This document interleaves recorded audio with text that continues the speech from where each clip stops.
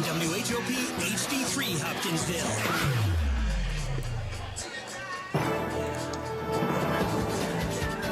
It's time for Hoptown Hoppers Baseball. This Hoppers on Radio broadcast is brought to you by Service One Credit Union, Southern States Petroleum, Raymond Nelson Insurance, Baird Wealth Management, All Clean Services and AKS Flooring and Design Center, McGee Pest Control, Hopkinsville Milling Company, J. Schrecker Jewelry, Arby's, Hoptown Hoppers, TGASK, Ace Furniture, Pennyroll Electric, Max Arnold & Sons, Planners Bank, and Huggard Beard and Giles Funeral Home. Now let's head to the stadium for all the action.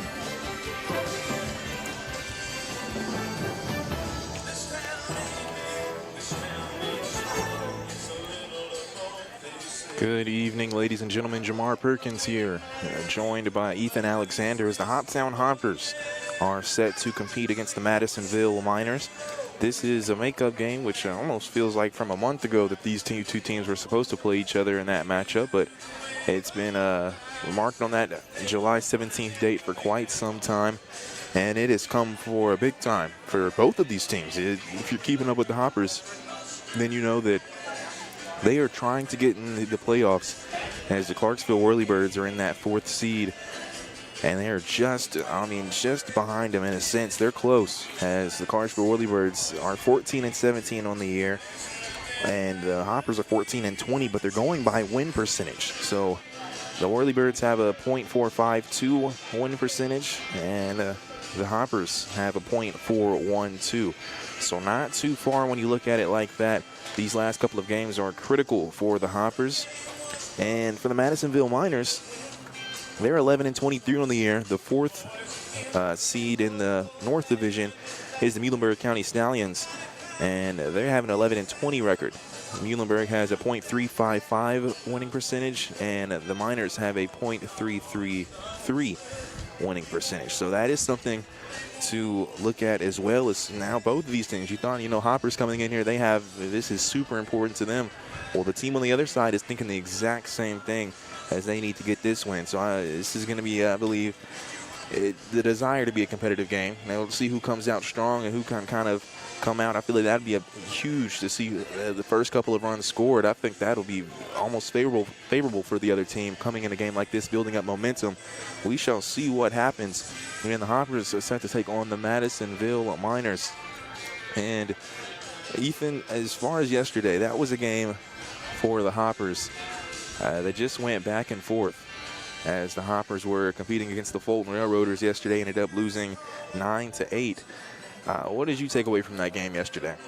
Yeah, the Hoppers played a great game, especially hitting-wise. They had a really good hitting night for them, but just couldn't come through and stop the other team from scoring their runs. And in the end, Fulton had some fantastic defensive plays to kind of seal their win. But all in all, if this were earlier in the season, that'd be a game you could take a lot of positives out of. Just the fact that you're trying to get in the playoffs, you're looking at that close loss as a big loss. But earlier in the season, you would have taken a lot of wins out of that. My concern with today's game is that this Madisonville team is a really good hitting team, not great defensively, and that's why their record isn't great. But they're very similar in that facet as someone like Clarksville, who matches up really well against Hoptown. And so I'm worried that we'll see something similar against this Madisonville team. But I think at the end of the day, if you're Hoptown, you're going to want to lock in defensively against a good hitting team like Madisonville. And as far as stats go as well, specifically, despite, like you mentioned, having the second to most losses in this whole entire league, the Miners lead in home runs on the year. So that just says enough about them.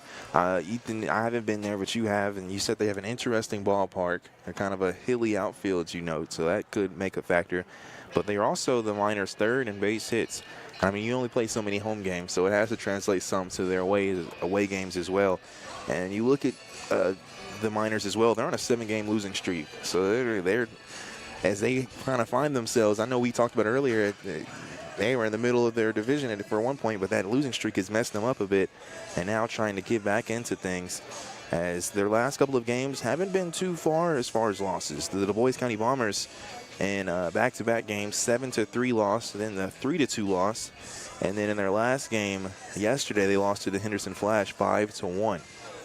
So against the Hoppers, I'm excited to see what happens here from both of these teams. You did mention some hot hitting from them as well, as they have a player that is known to hit the ball very well. We'll mention him throughout the broadcast.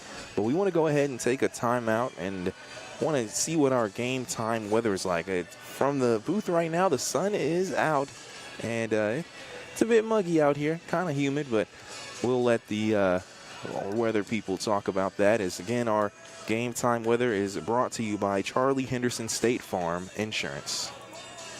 Here's your WHOP Weather Center forecast. Chance for scattered thunderstorms tonight, otherwise mainly cloudy skies. Lows around 67, winds out of the southwest 5 to 10 miles an hour. Partly cloudy skies tomorrow. Chance for scattered thunderstorms. Highs level off around 89. Scattered thunderstorms again tomorrow night. Lows dip down to about 71. Overcast. That's the forecast from the WHOP Weather Center. I'm meteorologist Megan Mulford. Currently, it's 89 degrees.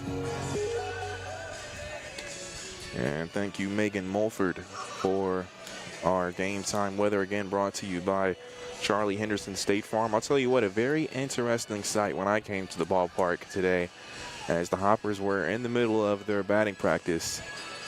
I came up to the booth, I saw Miles Green behind the plate, or not next to the plate, taking some swings, and I was, did we get a new player or something? I wasn't sure, but I know it was Miles Green along with all the other pitchers and the Hoppers lineup. So I guess you'll hear it in our interview with Coach Davari, but it's kind of loosen up the players and a reward for the shutout victory that the Hoppers had when they defeated the Bowling Green Pistons. This is a reward for them. So interesting to see. Also saw Coach Alvin and Coach Davari taking a couple of swings as well. So that was fun to see. But we'll talk about that, and we mentioned that in our Dugout show, which is brought to you by the Barbecue Shack, offering catering and custom cooking. Visit them Wednesday and Thursday, 10 a.m. to 5:30 p.m., Friday, 10 a.m. to 6 p.m., and Saturday, 10 a.m. to 3 p.m. at 4687 Pembroke Road in Hopkinsville. When we come back, you'll hear the voice of head coach E.J. Davari. First base, Daniel Rio.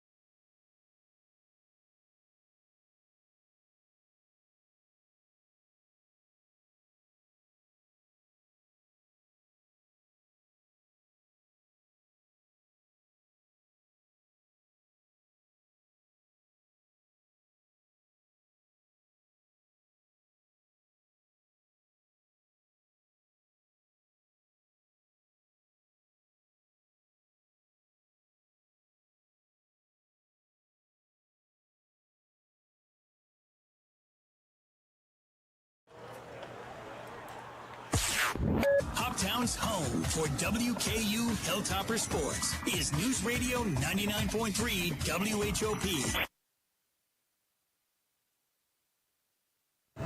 Jamar Perkins here with Hopper head coach E.J. Davari. How you doing today, Coach? Pretty good, man. How about yourself? Doing good, doing good. So the Hoppers here taking on the Madisonville Miners. Coach, I saw the pitchers taking some BP today. Can you tell us about that?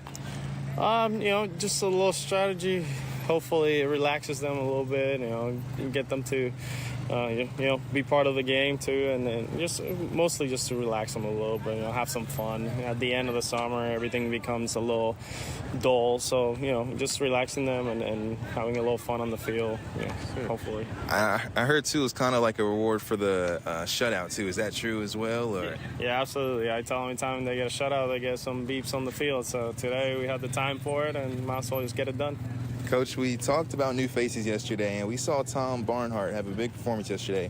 As you're trying to make the final push as the playoffs as a team, how is it having a new addition like him? I mean, it was yesterday was incredible. I never seen a kid just show up and just flat out hit every single one.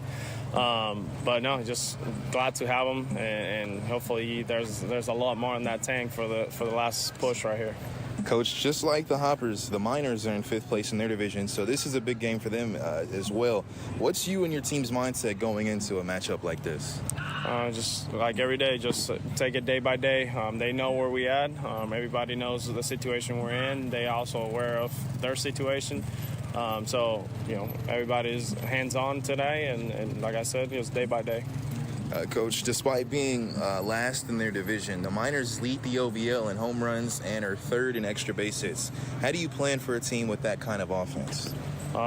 Same thing as every night that we hope for, just trying to keep the ball in the park and then, good pitching at the bottom of the zone and just let our defense do our work, and hopefully we'll be on the good side of everything. Our last question, Coach. Who's the starting pitcher tonight and what can you tell us about him? We got Cody Jones today. It will be a short outing. Today is more like a bullpen day. We've had a lot of games in a row, and we're a little depleted. So hopefully the bullpen can step up today, and whatever piece they get. Hopefully it's a good one for it. But we'll take him out. Hopefully he can give us 3 innings, and we'll see where we at after that, and just continue to roll it on. All right, thank you, Coach. No problem.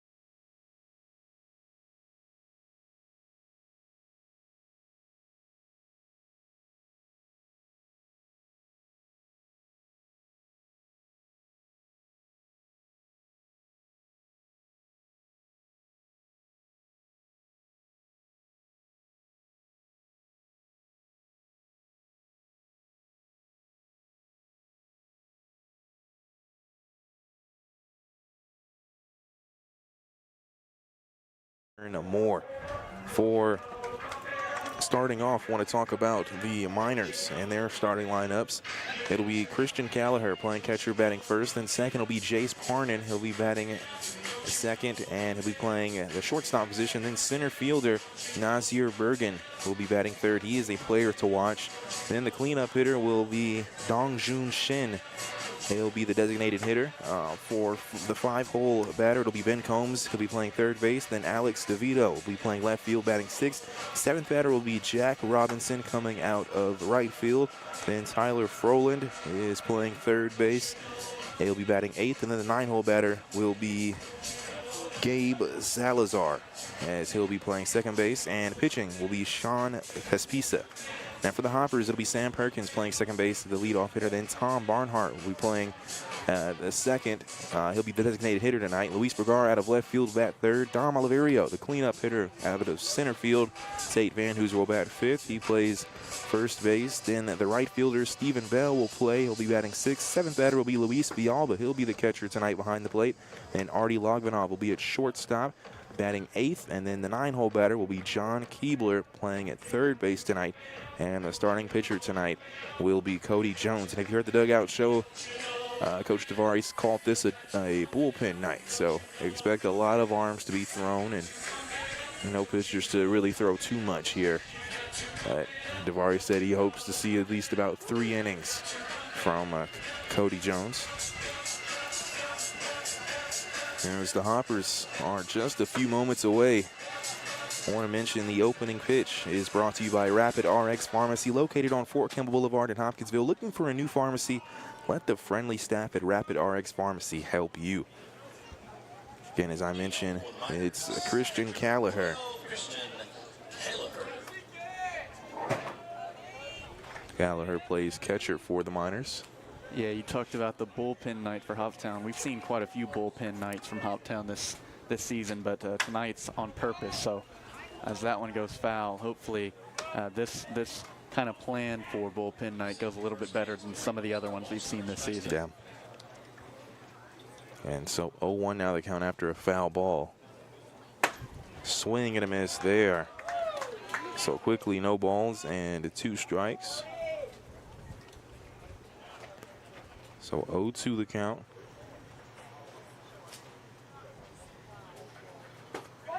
And 3 strikes in a row there. The last one looking.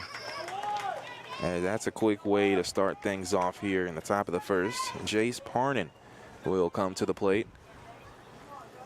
Hopper's wearing their all-white uniforms tonight with a bit of a red stripe on the sleeve and the Hoppers logo on the left part of the chest.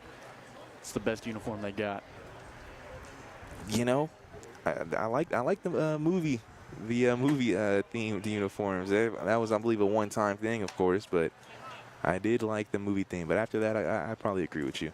I'd agree. The military appreciation was. I will say, I don't know if you remember me mentioning throwing it out. There was an old as a ball was thrown, and that ball will be hit towards the shortstop Logvanov, and he gets it. And so 2 outs quickly. There's the pop fly there to Logvanov. There was a jersey that I saw a gentleman wear. It looked like an older throwback jersey. It had dinosaurs on it. And I'm guessing Jurassic Park theme, but that is the coolest Hopper jersey I've seen. I think they did that 2 or 3 years ago, was the Jurassic Park jersey. As that'll be an inside throw. But as far as this season, the all-whites are pretty clean. When they're all white, though, sometimes they got the little brown on it, and I feel like it's a little blemish. But I guess that just means you're playing good baseball if you got dirty pants. A ball there. And swing and a miss. So 1 ball, 1 strike. We mentioned Nazir Bergen. He's a player to watch on this team. He goes to Johnson University as he will foul that ball. Yeah, and kind of the reason I pointed out Bergen before this game started was because when I went to that game in Madisonville, that would have been, probably first 2 weeks of the season. That was early on. He just dominated against Hoptown at his home field. So he's a very good player from the small sample size that I've seen. Yeah, ball thrown, so now 2 balls and 2 strikes. And as far as at bats, he has, coming into this game, 100 exactly. And compared to everyone else, kind of lower numbers. You have, well, I wouldn't say lower, but you have 70s and 80s. As that will be a base hit going towards center field as it bounces 1 time in the infield and lands in center. So as we say that, a threat at the plate gets a base hit there, and Nazir Bergen. And now at the plate, a right-handed batter. It's Dongjun Shin from Olney Central College. He's originally from Seoul, Korea. First pitch is a ball. Man, he has an interesting batting stance. He's standing straight up, locked knees and everything. Absolutely no lean at all. That is kind of different. I wonder what the approach is when the pitch comes. Yeah, I mean, barely bends. That pitch will get behind Villalba, and advancing to second is Bergen. Yeah, you would think a stance like that would make the strike zone bigger and easier on the pitcher. Also, I mean, he keeps it, not only is he standing up straight, he keeps the bat kind of high off of his shoulder as well, so he has to bring that bat way down to swing. There's 2-0 there. He will hit one towards right field and trying to round all the way. The throw is made and it gets behind Villalba. So safe at home is Bergen. Yeah, and a good throw there from Stephen Bell. But Villalba, I guess, not expecting that ball to bounce as hard as it did, and it goes over his glove. But the ball would have definitely beat the runner if it were to land in the glove of Villalba. So back-to-back base hits. The throw was able to advance Shen to second, and you talk about the awkward stance. It works for him there as he gets the base hit. And now Ben Combs up to plate, as that'll be a foul ball. And you know what, looking at this batter, a bit similar, kind of has the standing straight up kind of motion. Maybe not, knees aren't as locked, but Combs at the plate, plays first base.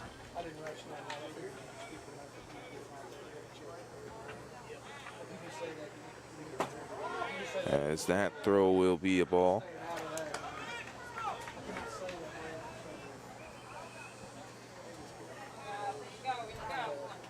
So a runner at second.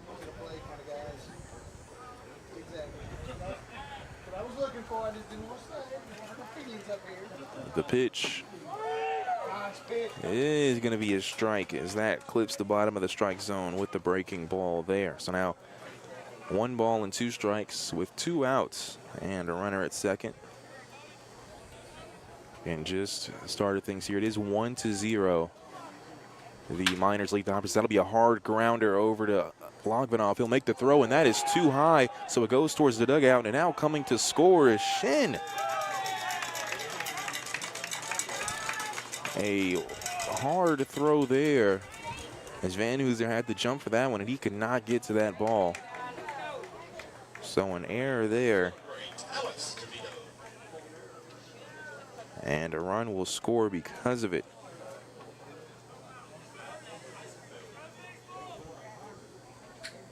Now a runner at first with 2 outs. Alex DeVito, left-handed batter, is at the plate. And he pitches high there for a ball. So 1-0 the count.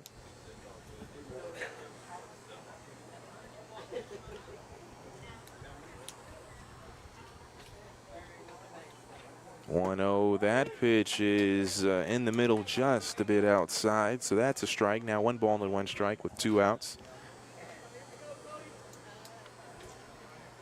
We mentioned that getting those first runs, kind of drawing first blood for either of these teams would be big, in my opinion. And it is the Miners now with the 2-0 lead now in the top of the first. They did it fast as well. Now 2 balls and 1 strike after that pitch.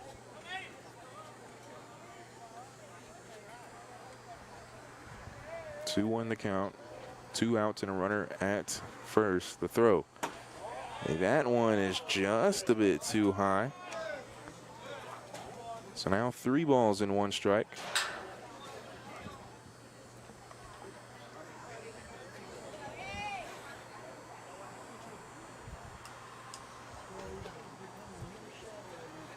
The 3-1 pitch. That one's too high. Check swing, and it's a ball. So DeVito will walk. And so now DeVito's at first. Ben Combs is at second. And Jack Robinson is playing at the plate now. Robinson in right field. As that'll be an outside pitch for a strike. Jack Robinson, the name. I had a class at Austin P with an Austin P baseball player that went by the name Jackie Robinson. So I respect it. Born to play baseball. I have to after a name like that. 0-1 is the count. And that'll be a foul ball, as that one will get behind the screen. So now quickly an 0-2 count.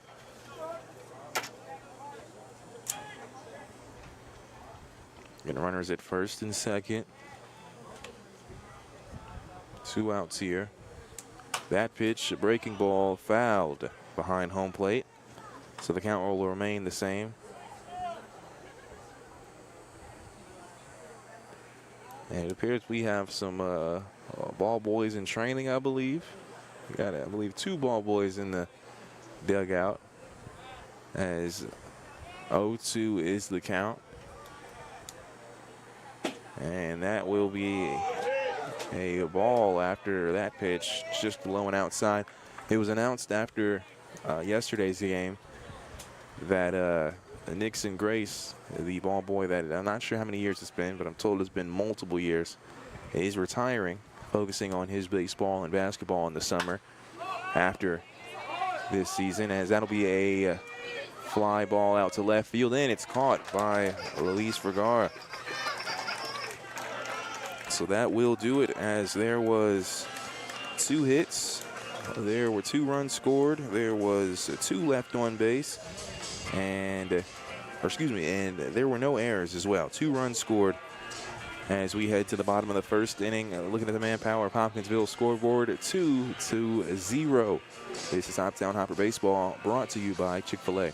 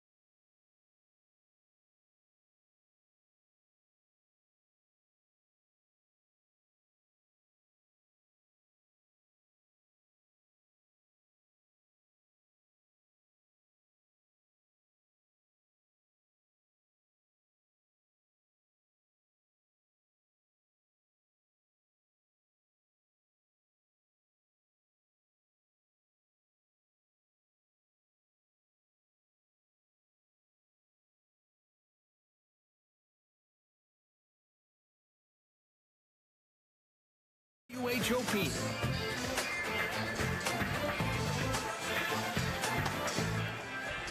Welcome back to the bottom of the first inning, as the Hoppers are playing the Madisonville Miners here at Colonel Field. And Hoppers saw the Miners score 2 runs in the top of the first, so now it's a 2-0 ball game. And Hoppers trying to put some runs on the board now themselves in the bottom of the first. Sam Perkins will start things off. On deck is Tom Barnhart, and then after that it'll be Luis Vergara.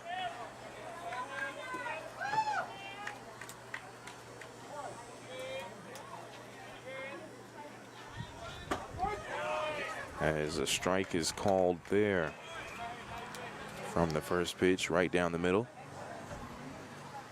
0-1, that pitch will be fouled, and I'm thinking it might land in the infield, and it is. It's caught foul territory right by the dugout. And so Perkins will be out, as the first baseman's able to make that grab.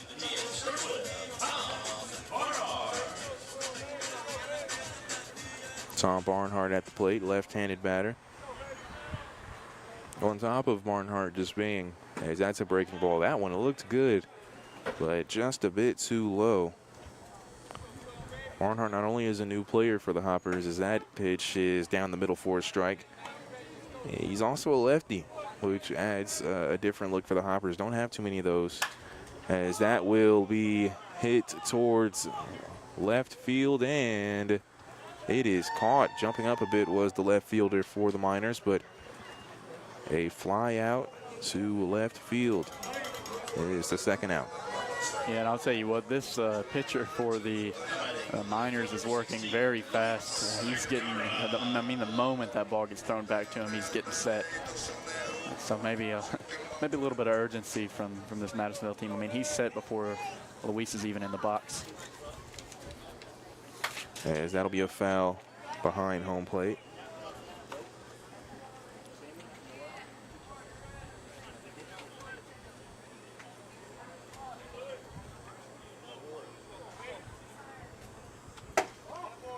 A ball is thrown there.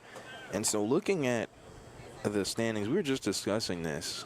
But this is kind of a question myself that I'll try to figure out, is that'll be a breaking ball called strike, making it 1 ball and 2 strikes. If you look at this, Ethan, as kind of breaking it down, it says 14-20 for the Hoppers on their record with a .412 on their percentage. And then I just gave you the paper. I'll let you break that down. That'll be a foul ball. They look almost similar, even with the Hoppers' extra win. So I feel like something may be wrong on there. Yeah, so the Hoppers counting the win against Bowling Green for the forfeit tomorrow. 2-2 the count. Is that ball is hit. And I believe it'll go foul. And it will just in front of the fence near the bullpen by right field. Yeah, if you're counting that 15-20 record, which is what the Hoptown record is right now, if you count the forfeit tomorrow. On here, they have the percentages the same, but obviously the percentage would be slightly better if you're 15-20 and not 14-20. Swing and a miss there, and that is the inning. As we'll talk more about that when we come back, as that was 3 up, 3 down, no hits, no errors, none left on base, and no runs scored as we head to the top of the second inning. Checking the Manpower Hopkinsville scoreboard, Miners lead the Hoppers 2-0. This is Hoptown Hopper Baseball brought to you by Chick-fil-A.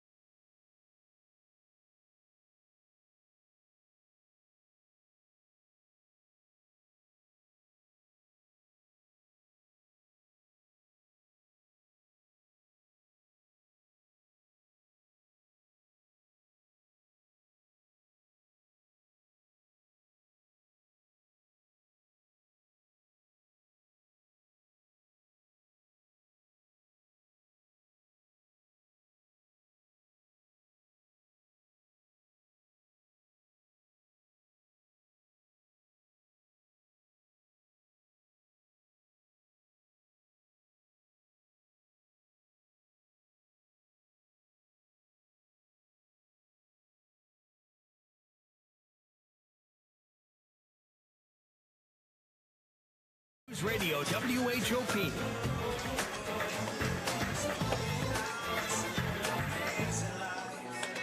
And welcome back in.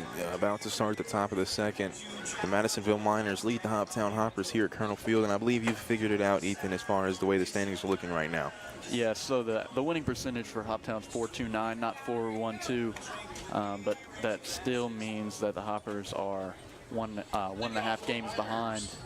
And if you think of that's technically 1.5 games behind. If you think about it, just because of the situation, they're kind of 2 games behind, because if they tie with Clarksville gets the lead. So you have to add that extra half game. The Hoppers would have to be ahead of Clarksville. So 2 full games behind Clarksville pretty much at this point in the season. You kind of have to win out. The one thing, though, is to kind of mention about that, though, is that when you look at the wins, as far as looking at the wins, that's what's showing the games behind. But as far as the winning percentages, that'll be a foul ball going behind home plate. So now 1 ball and 1 strike. There's almost no way that the Hoppers would tie with the Whirlybirds, because we're looking at percentages here. And because the Whirlybirds play more games, it'll be very uncommon for that to happen. So even with the Whirlybirds having the tiebreak, there is still a chance that the Hoppers can make their way even. It's going to take some work. And I'll tell you what, a Clarksville Whirlybirds loss would be huge, as the Whirlybirds will be in action tomorrow night, taking on the Full Count Rhythm, the best team. And Wednesday they'll take on the Full Count Rhythm, and actually tomorrow the Whirlybirds will be taking on the Hoptown Hoppers. So a couple of games in the Hoppers. That'll be we've mentioned that as a 2-2 is the count. That is a huge game tomorrow. Yeah, if you want to look at it simple in layman's terms, whoever wins tomorrow is probably going to make the playoffs. And well, they're not really. If Clarksville wins tomorrow, they're pretty much definitely going to make the playoffs. If Hoptown wins tomorrow, they also have to win either today or Thursday. So which makes this game so huge. As at the plate right now is Tyler Froland. He's facing a 2-2 count, and that will be an outside pitch there for a ball. So now a full count here. And if you didn't know, as the full count is set to be pitched here, and that'll be a ball. So walking will be Tyler Froland. There was supposed to be a game this Wednesday against the Bowling Green Pistons at Colonel Field at 6:30. That game is already forfeited, so there will not be a game on Wednesday. meaning that this is the second to last home game, and Thursday night at 6:30 will be the last regular season home game for the Chiefs, for the Hoppers, as they'll play against the Chiefs. I guess that would also be the last game. For Last game for the regular season, yeah. So, but Hoppers and Chiefs, and if you remember the Hoppers, they took a bit of a beat down against the Chiefs recently, so this will be a chance for the Hoppers to hopefully get some revenge as they head to the playoffs. As that's a swing and a miss there. Gabe Salazar. Yeah, no, I mean, if the Chiefs play that game even 70% of how they've been playing lately, because they've been playing very well, not just in that game against Hoptown, but just in general, that'll be a tough game. A high pitch there for a ball.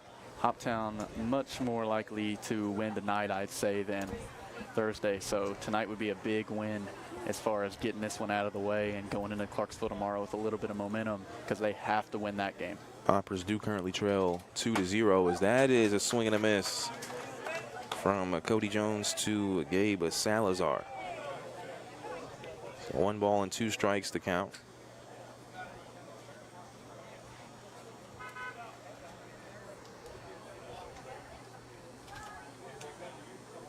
Swing and a miss there. So striking out is Salazar. And that's the first out on the board here in the top of the second. I'll tell you what, Cody Jones already outdoing his earlier season starting performances.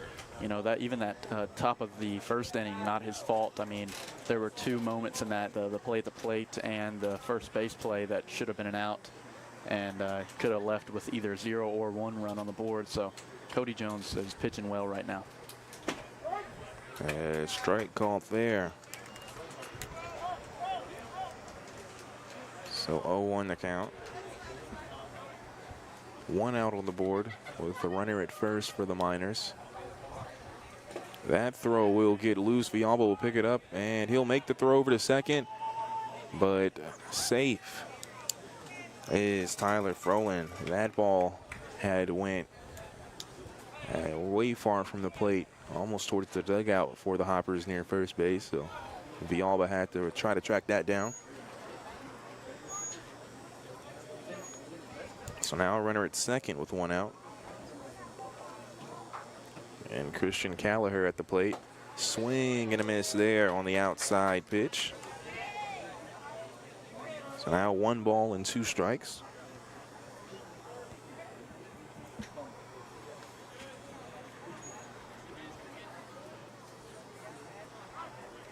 The 1-2 pitch is a bit high and outside. So now count even at 2 balls and 2 strikes. Top of the second inning here. Callagher struck out looking in his last at bat. That ball, that pitch too low. So now a full count.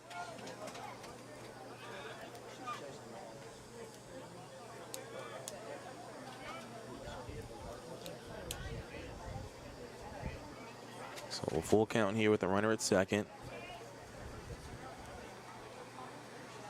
With 1 out, breaking ball pitch is outside for the ball 4. So walking is Christian Callagher. Now Jace Parnan will step to the plate.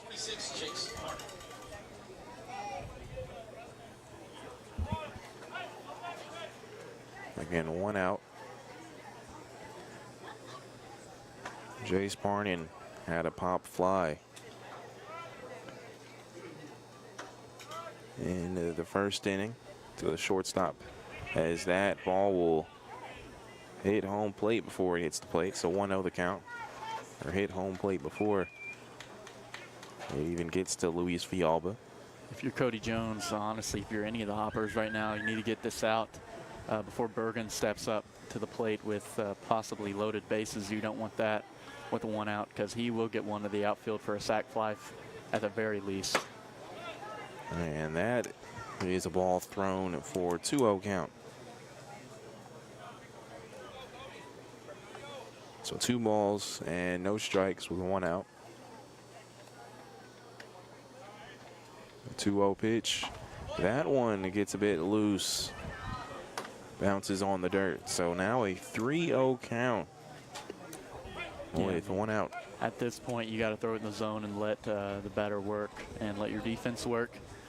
Best case scenario is you have a chance at rolling a double play here and getting out of the inning. But you don't want to walk this guy. So 3-0 the count. Yeah, that is a pitch right down the middle for a strike. So now 3 balls and 1 strike. Yeah, and he should throw that again. I know that's the pitch you throw on a 3-0 count just to make sure you get the strike, but go ahead and throw it again and see what the batter can do. 3-1 is swung on and missed. So now a full count. Things get interesting here in the at-bat. Started off 3-0, now 3-2 with runners at first and second and 1 out.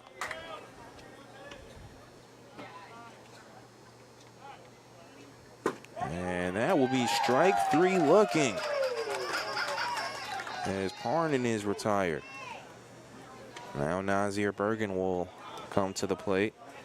He had a single in his one and only at bat. And runners at first and second now, but you mentioned he was almost guaranteed to hit in the outfield, so a benefit that it's 2 outs instead of 1.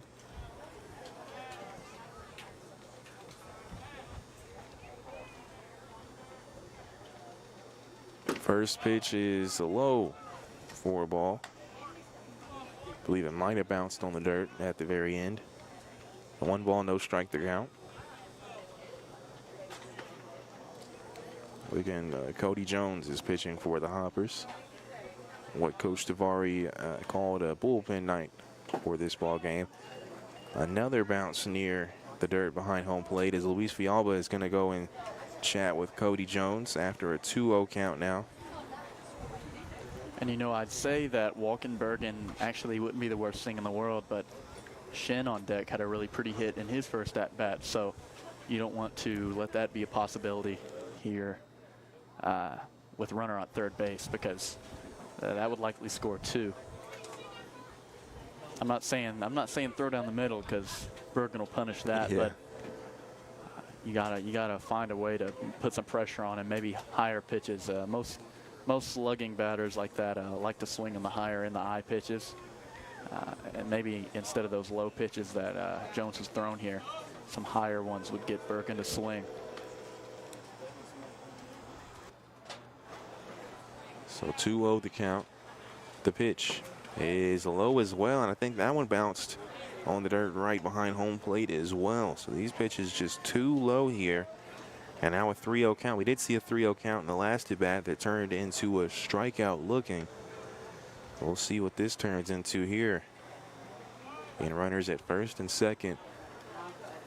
And that throw is inside. So walking is Bergen.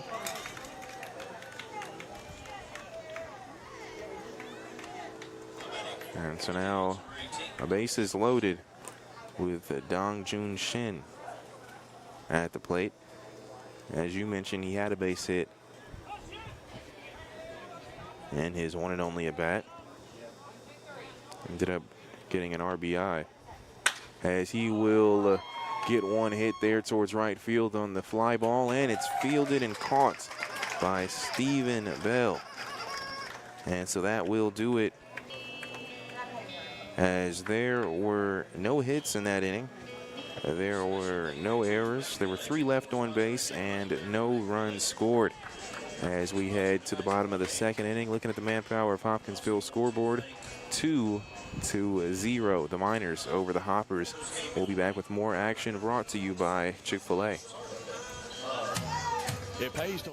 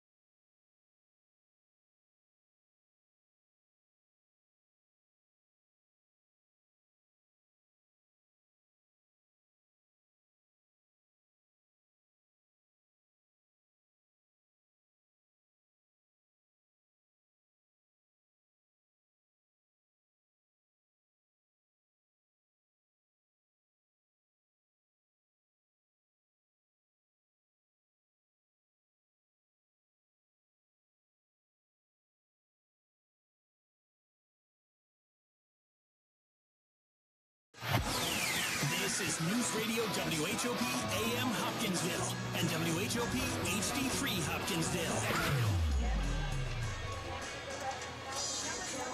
News Radio WHOP.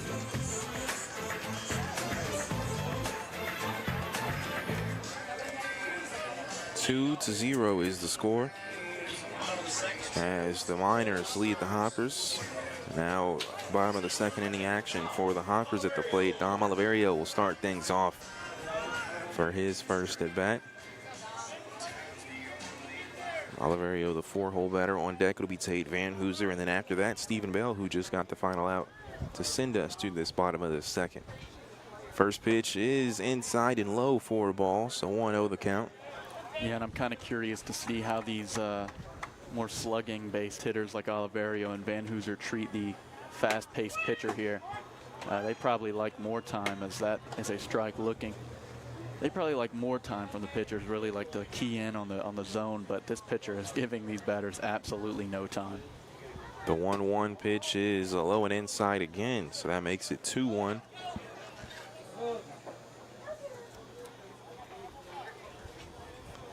And you do mention that. It's true. As soon as I say that, of course, he takes a little bit more time here, but Pespisa has been working fast as he sets to throw that pitch, and that is outside for a ball. You must be listening to Ethan, because he sure did take his time on that pitch. I mean, that could be it. He could have some sort of supersonic hearing as well. As that'll be a high chopper there in left field, and it is fair. Oliverio's going to go for 2. And he will get there, a double. And that was the biggest chopper I've seen all season, as that one landed hard in the infield and landed all the way near mid-outfield in the left field area. So nice base hit there from Oliverio. Yeah, I've never seen anything like that. My best guess is he hit it directly onto the ridge between the dirt and the grass here, because that, not only did that bounce high, I mean, that was like a good 30, 40 feet in the air. Didn't even know a ball could bounce that hard off the ground. The most interesting double we've seen all year for sure. And that's a swing and a miss there from Tate Van Hooser at the plate. So it's a runner at second with an 0-1 count and no outs. The throw from Pespisa, that is going to be hit towards the shortstop. He's tracking it down, and he gets it in the glove.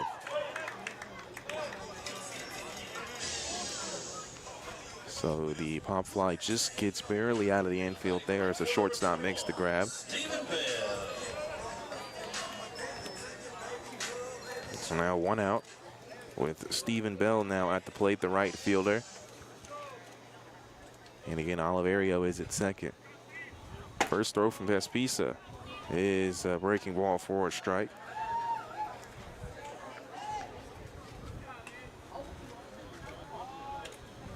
That pitch is swung on and missed. Also, another thing to look at here from the pitcher, he has a totally different stance and way to get ready against lefties than he does righties. Holding the ball down by his waist now. As that is going to be lobbed near center field, trying to track it down as a center fielder, and he does make the grab. 1-0 to a left-handed pitcher is Pespisa.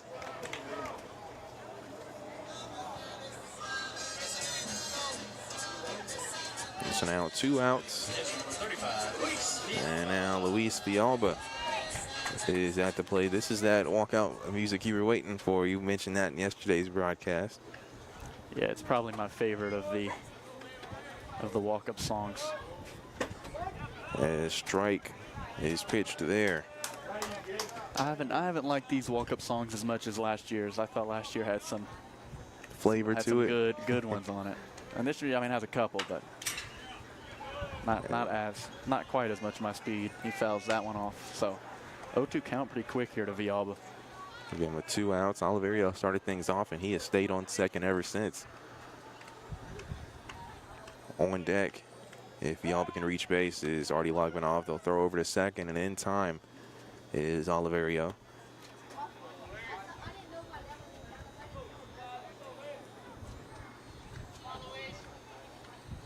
No balls, 2 strikes. The throw is high. Oliverio will try to steal, and he makes it in time. He does. So Oliverio gets the stolen base, and now a runner at third with the 1-2 count. Yeah, and Oliverio, props to him, makes it all the way around with no help. A ball is pitched there, just a bit high. So now a 2-2 count. That pitch before the throw to third was also a ball. So now 2 balls and 2 strikes with a runner at third. That's a swing and a miss there on the inside pitch. Villalba strikes out, and that will do it for the second inning for the Hoppers, as there was 1 hit, there were no errors, there was 1 left on base, and no runs scored. As we head to the top of the third inning, looking at the Manpower of Hopkinsville scoreboard. Looking for a job, visit Manpower on Fort Campbell Boulevard in Hopkinsville today. Let them connect you with a great position where you can start tomorrow. The score is 2-0. This is Hoptown Hopper Baseball, brought to you by Chick-fil-A.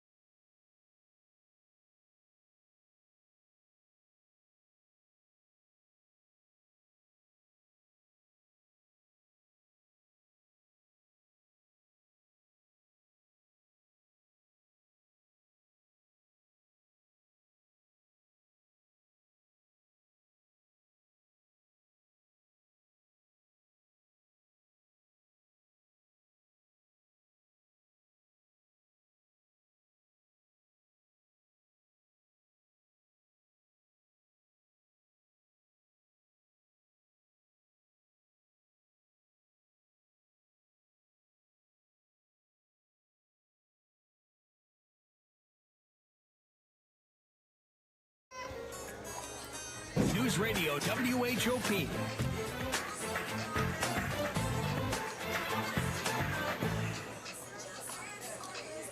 A new pitcher for the Hoptown Hoppers. It's Jacob Dilday on the mound, the local. And you know, you want to talk about walk-up songs. Jacob Dilday, his warm-up music, same last year as it is this year. It's No Scrubs by TLC, and me and him kind of debated on which song he should pick last year, between this and a Stone Temple Pilots song, which, if you're not familiar, is rock, hard rock. And so from the name, I could have guessed. The dichotomy between those two songs is funny, but we ended up deciding on No Scrubs, and he's kept it this year as well. I always appreciate the consistency from the walkout songs. 00872. I like the switch up. I like the R&B music as a warm-up song in relation. Most pitchers like to warm up to some rock music or harder, get you ready to throw fast. But Jacob likes to listen to some, more calm, cooling down kind of warm-up music to get going. If I ever played baseball, my walkout song would be just the two of us. Yeah. It'd be nice, smooth, fits the theme. Little Bill Withers out there for you. Yes, sir. Or Grover Washington. A little bit of both. Yes, sir. A little bit of both. As the first pitch there is going to be a strike to Ben Combs. Mine would probably be something Prince, but I'm not sure which one it would be. As that's an outside pitch for a ball. Would you go the simple route and do Purple Rain or something different? I'm not. Purple Rain might be a good warm-up song if you were pitching, but it takes too long to get into it. That is very true. If you're walking up. Swing and a miss there on the pitch. So now 1 ball and 2 strikes to Ben Combs. Again, Jacob Dilday is pitching for the Hoppers. As that is a ball there just a bit outside. Very interesting, as you told me this, and I didn't know this about Dilday.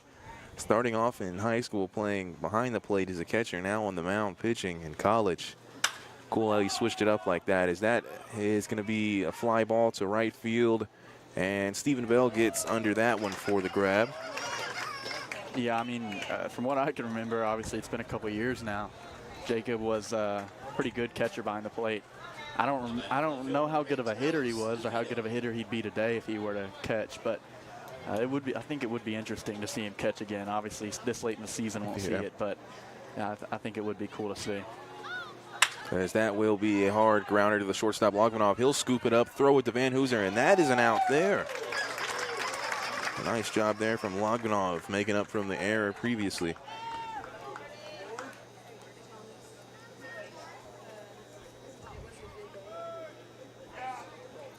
So now 2 outs quickly as Jack Robinson will come to the plate.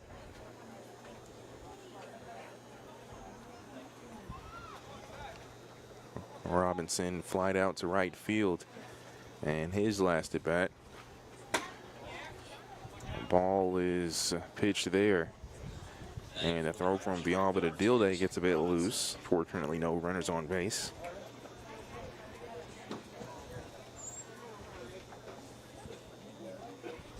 One ball, no strike.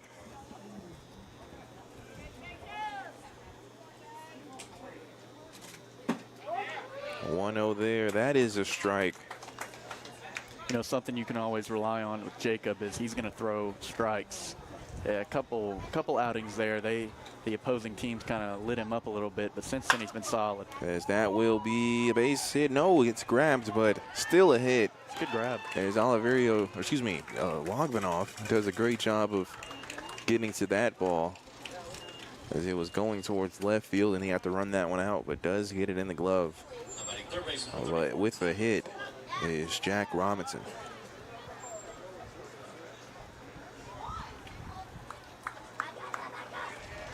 Now up to bat is Tyler Froland. A strike there with some heat outside. No balls and 1 strike. 0-1 pitch is too high for balls. Now 1 ball and 1 strike. Tyler Froland comes from North Iowa Area Community College. Is from Sacred Heart, Minnesota. As that'll be a chopper going towards and in the glove of Keebler. He makes the throw, and that is an out from third to first. As there was 1 hit, 1 runner, or no errors, 1 runner left on base, and no runs scored as we head to the bottom of the 3rd inning. It will be the 8-9-1 batters. So Logmanov, Keebler, and Perkins for the Hoppers. Looking at the Manpower Hopkinsville scoreboard, 2-0 as we head to the bottom of the 3rd inning. This is Hoptown Hopper Baseball, brought to you by Chick-fil-A.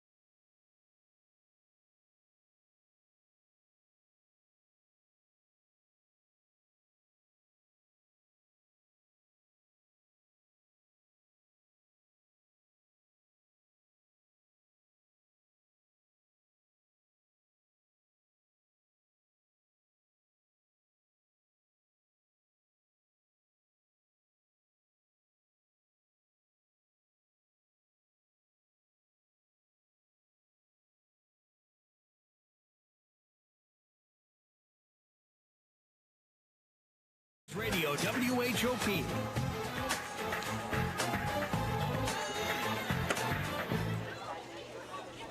It's 2-0 here as the Hoppers trying to put some runs on the board, leading the Madisonville Miners in the bottom of the 3rd. It'll be Artie Logmanov for the Hoppers. He is coming to the plate for the first time.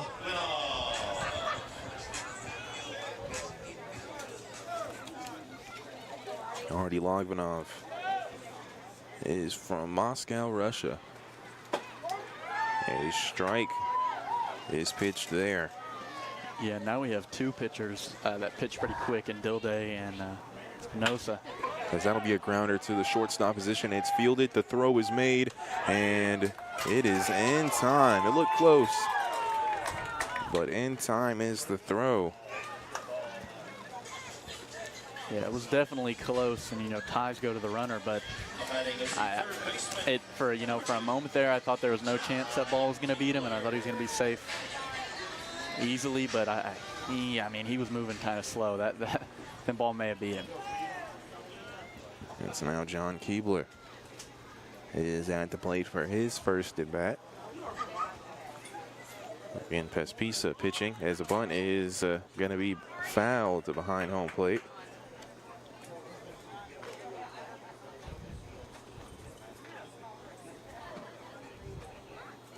So an 0-1 count here with 1 out. Inside pitch there for a ball.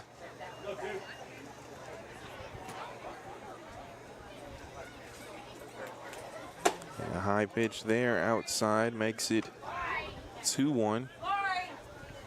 And do see some Madisonville Minor fans in attendance. Got just a couple. As a pitch too high there. Makes it now a 3-1 count.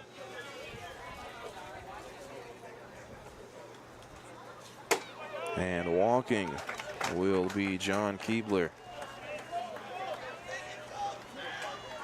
after ball 4. Now Sam Perkins will step to the plate. He had a pop fly to the first baseman that went foul.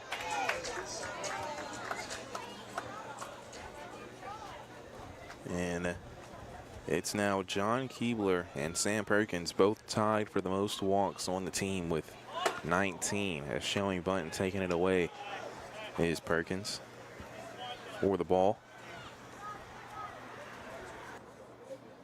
So 1-0 the count. And inside there, no, I believe Perkins was hit. He was. As he'll kind of throw the bat on the ground. That one, I think that one stung him a bit. Not sure where it hit him. I thought it hit him maybe in the ankle kind of area. Yeah, that had to be below the knee. It was a low pitch, so obviously those areas of the lower leg have less and less meat on them, so it hurts a little bit more when you get hit. Yeah.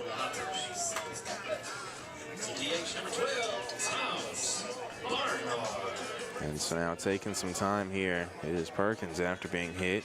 Davari will come out to make sure he's all right. And yeah, you don't want to let Madisonville have this lead for, deep into this game and kind of put pressure on yourself.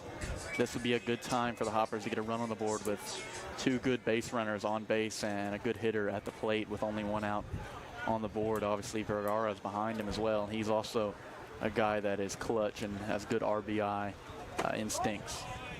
Outside pitch there is a strike. Now runners at first and second. It's an 0-1 count to Tom Barnhart at the plate. As that, it will be fouled to the screen near the third base bleachers. So now 0-2 the count quickly. And you say good base runners. Hopefully, he seems to be all right. I don't see a limp when you talk about Sam Perkins. So I think he does seem to be fine out there. But swing and a miss there as Barnhart will strike out. And looking at the stats here, I'll say I had to go look just to make sure. He had such a good performance last night. I didn't know if that was his first strikeout as a Hopper. It is his second. Yeah, I think he struck out in his first at-bat yesterday. You're right. It was the first at-bat, and then right after that, he had got like a double. But 2 outs now with Luis Vergara at the plate. Runners at first and second. He'll chop that one to the shortstop. It's fielded, and they'll just throw to second for the force out. And so that will do it there. As there were no hits, there were no errors, there was 1 left on base, and no runs scored as we head to the top of the 4th inning. Looking at the manpower of Hopkinsville scoreboard, Miners still lead over the Hoppers 2-0. This is Hoptown Hopper Baseball brought to you by Chick-fil-A.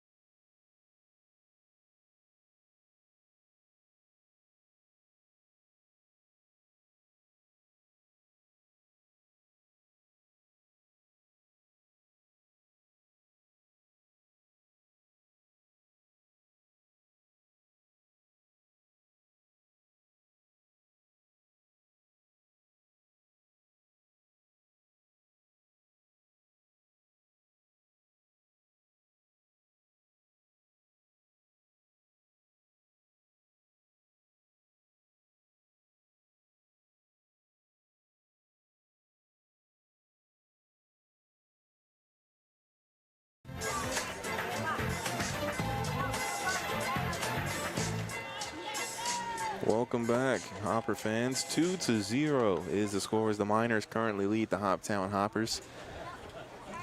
And it is now the Miners at bat at the top of the 4th inning. As it'll be Gabe Zalazar at the plate. He has 1 at bat. He struck out in that one. Jacob Dilday is pitching for the Hoptown Hoppers. First pitch is fouled behind home plate. Hits the pole and actually hits the backstop. Comes all the way in front of the catcher, Luis Villalba. He'll grab that one. And so 0-1 the count. Salazar is the 9-hole hitter for the Miners. So 1-2 coming up. Another foul ball there, as that one will go behind the bleachers near first base. So 0-2 count quickly. Yeah, and with these new bat boys out here in training, you know, it not being Nixon is weird, but it not being a bat boy in full Hopper jersey attire is even weirder. Yeah, I agree. That'll be a strike 3 looking there. Dilday will get his first strikeout of the game. So now 1 out. And Christian Callaher will come to the plate. You're right, it is kind of weird. You know, obviously getting some good practice in here, but not seeing my man Nixon on the field full of gear. It's a different look for sure, as that pitch is a fastball for a strike.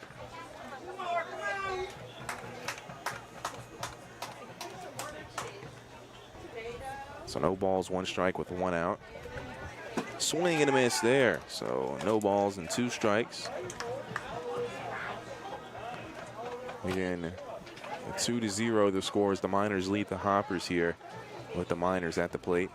And a swing and a tip there lands in the glove of Villalba. So another strikeout back to back. As now 2 outs. Jace Parnan will come to the plate, getting some chants from the Miner fans in attendance. As the first pitch is down the middle for a strike. Yeah, Madisonville, one of those closer teams to Hoptown, so not surprised to see them have some fans here tonight. Outside pitch there for a ball. So they also get a decent amount of people at their games, so a team that is likely to have fans travel. They are, I believe it was 4th, as that will be fouled. They are 4th as far as home attendance, 5th as far as their average on the year. So 1 ball and 2 strikes to count. And that pitch is too high, so even count now with 2 balls and 2 strikes.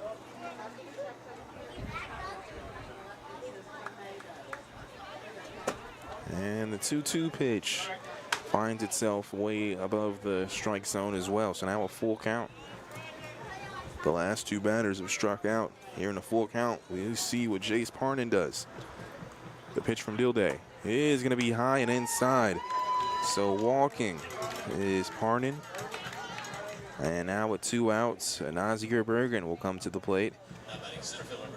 He is 1 for 1 on the day. Yeah, and to be honest, it's not a horrible idea to walk the batter in front of Bergen, because if Bergen is the last out here, and he doesn't get the lead off in the next inning with no outs on the board, and would pretty much be having a worthless at bat here with 2 outs already.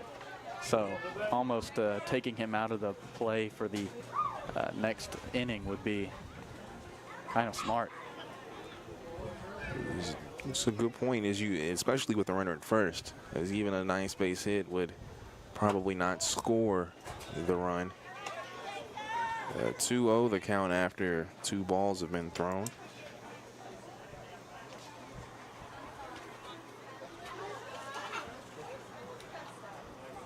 So a 2-0 count, runner at first. And that is a high outside pitch. So now a 3-0 count, as I believe Mike Albin is going to come through the mound. He is. He'll chat up with Jacob Dilday. Don't believe there'll be any Hoppers coming in to relieve Dilday.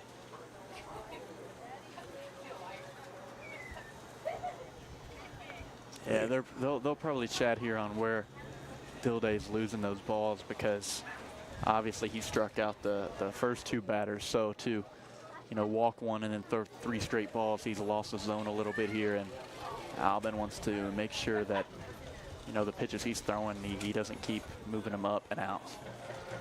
As he does make his way back to the dugout. I mentioned earlier in the broadcast, Mike Albin, we saw him take place in some BP earlier in the day. As Coach Davari as well had a couple of hits. Yeah, I don't want to dog on Coach Albin too much, but I believe he did go 0 for 4. I think he did. I wasn't going to say it, you did, but yeah, we did not see him make contact with the ball. Maybe blame it on Davari. A couple of those throws were probably off. We'll say that. It's 3-0 the count. That pitch is going to be high and outside, so walking will be Bergen. And now at second is Parnan.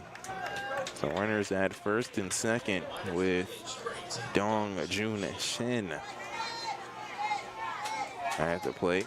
He's 1 for 2 on the evening. Started off with a base hit and flied out to right field in his last at bat. First pitch is a bit high and outside, but a strike. Yeah, those almost look outside, but if you look at how close Shin is standing to the plate, those outside pitches for someone else may not be outside to him. Swing and a miss there. And the way you kind of talk about Shin is that was a late swing there. I feel like it almost would be difficult to get swings in on time, and you would find most of your misses maybe being late. As 0-2 there, that pitch is outside and low. So now 1 ball and 2 strikes. Again, runners at first and second with 2 outs. 2-0 is the Miners' lead, with the Miners at the plate right now in the top of the 4th inning. 1-2 pitch is outside. So now 2s across the board with 2 balls, 2 strikes, and 2 outs. 2 runs is also as well to the Hoppers, 0 for the Miners. Breaking ball is high and inside there.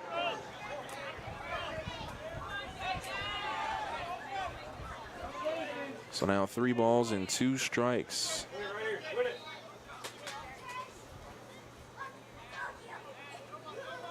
The full count pitch is that ball will be lobbed. Not trying to track it down is Van Hooser, and he gets the grab, running a full sprint in foul territory.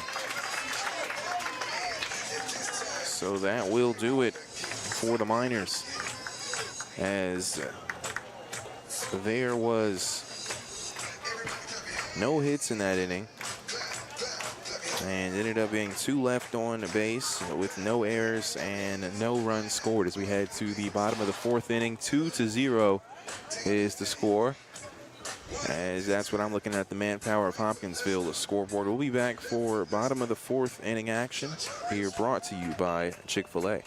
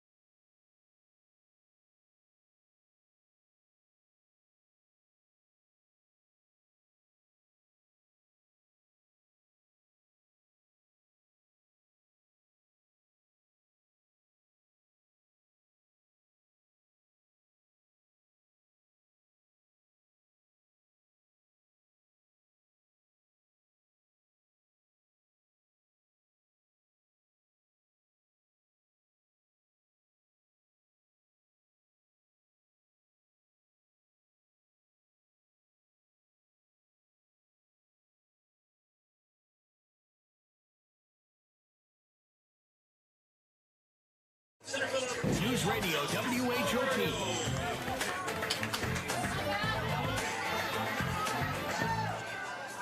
Oliverio is at the plate. Here in the bottom of the 4th inning, the Miners lead the Hoppers 2-0. Oliverio batting for the Hoppers, as the first pitch is swung on and missed. Oliverio started things off for his first plate appearance with a double. It was a big chopper, grounder you could say, as that's a chopper fouled as it went all the way into the outfield before it hit the ground. But quickly now, an 0-2 count against Oliverio.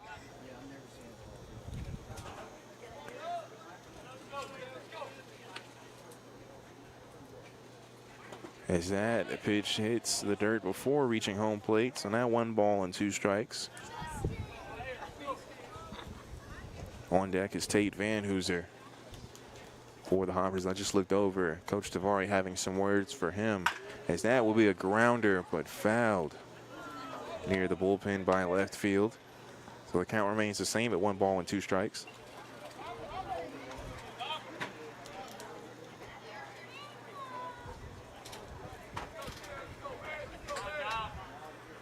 And an inside pitch there. Nice eyes from Oliverio. So 2 balls and 2 strikes here with no outs in the bottom of the 4th inning. As that will be a shot towards left field, but it's fouled. Landing right next to the bullpen for the Miners.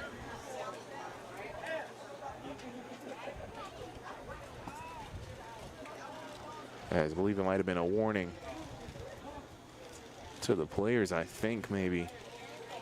Or no, it was notifying the ball boy that they needed more balls, as that'll be inside for a ball there, that pitch. So now a full count to Oliverio.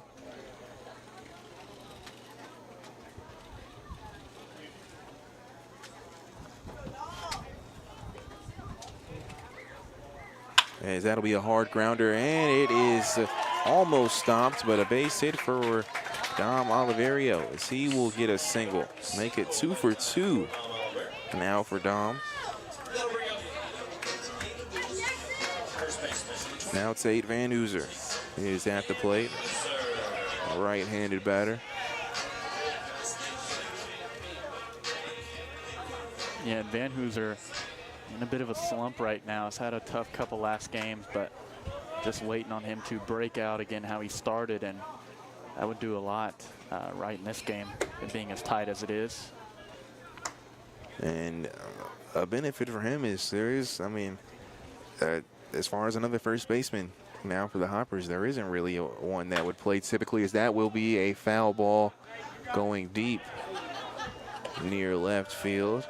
So now 1 ball and 1 strike. But not too much competition in that first base spot, so it is giving Van Hooser some time to get back into a swing, but this is the time where you want to get into it. As we've mentioned multiple times, Hoppers trying to get into the playoffs here. 2 balls and 1 strike, the count after that pitch.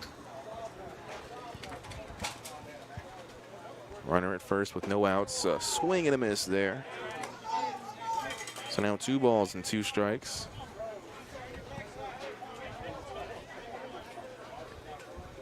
The 2-2 is going to be too high for a ball.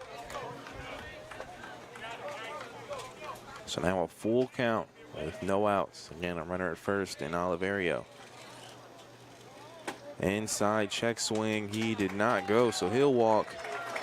And so now runners at first and second with no outs, and Stephen Bell will come to the plate, the lefty. Yeah, that's a huge walk right there for Van Hooser to get through. Obviously, Oliverio has the only 2 hits for the Hoppers today, but to get through Oliverio and Van Hooser and neither of those 2 strike out, you remain with 0 outs on the board, 2 runners on, and they're in a good spot here as they approach the back part of the lineup, which is kind of filled up with more on base percentage guys. Yeah, and base percentage and also speed as well in this bottom of the lineup. More of that you see. So as there is a conference going on for the whole Madisonville minor infield. And again, no outs with runners at first and second.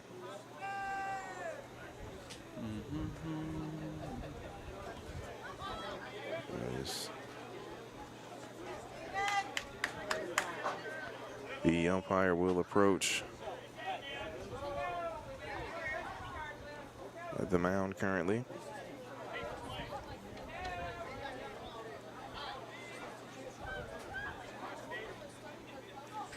I hope they keep Spinoza on the mound simply for the fact that he's pitching so fast, get home a little bit earlier tonight. And so 2-0 here. And Stephen Bell will come to the plate. And throwing over to second, and in time is Oliverio. And I'm trying to see here, Ethan, I'm trying to look here and see if earlier in the day did I see this on the schedule. But Clarksville Whirlybirds, that will be a chopper to the pitcher, and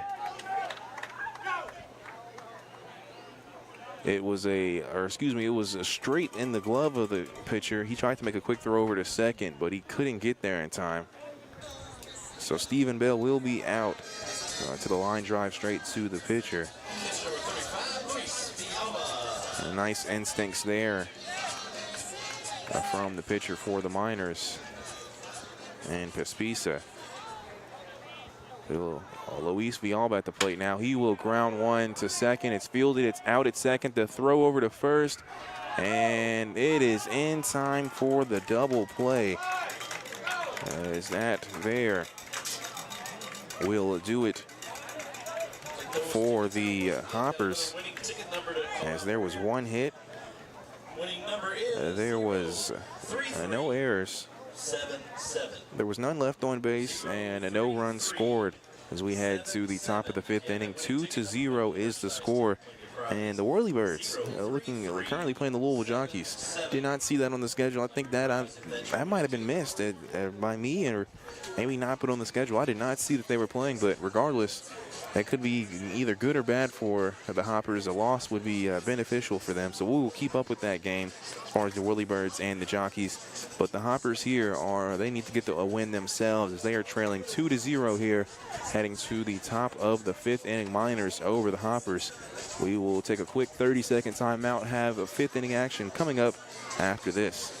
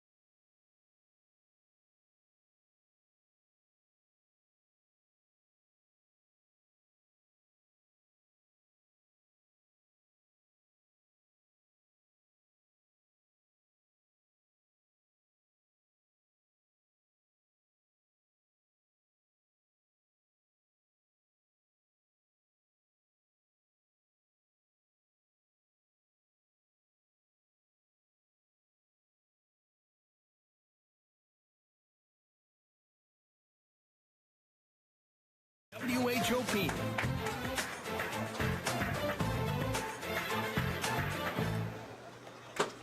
First pitch to Ben Combs will be fouled, but in the glove to Luis Villalba. So 0-1 the count. And that'll be a low outside pitch there. So now 1 ball and 1 strike. Yeah, and we talked about getting Bergen out in that last inning to not allow him to hit here, but not only did they get him to bat already, they also got Shin to bat already. So they're going into the top of the 5th inning here in the weaker part of the lineup for Madisonville. And, that could have been a strategic thing. I'm not sure. If Mike Albin went out there and told Jacob to go ahead and walk Bergen, that strategically would have been funny. But not sure if he did that or not. But we can say he did and call it a genius play.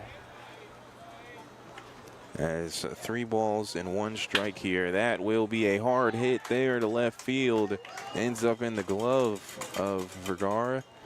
But to Ben Combs gets the base hit, his first of the game. Now Alex DeVito heads to the plate, the left-handed batter. And if you're Dilday, you can't afford to get behind early in these counts because he does his best pitching when he's pitching or when he's throwing strikes and getting ahead early in counts. Whenever you're behind and that batter knows that a strike is coming or else they're going to walk, it's much easier for them to find the ball. because they don't have to guess. They know it's going to be in the zone. And showing bunt and taking it away. A ball is called. So to Alex DeVito. 1-0. Now is the count. 1 ball, no strike, showing the bunt and fouling it there. So now 1 ball and 1 strike to Alex DeVito with a runner at first. And you want to be careful with your bunt too, depending on where you put it.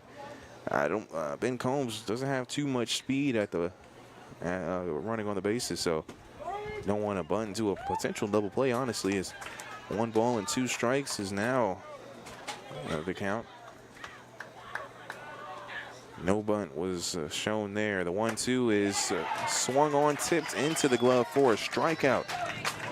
So DeVito will strike out. Now 1 out with a runner at first for the Miners. Miners lead 2-0 here in the top of the 5th inning.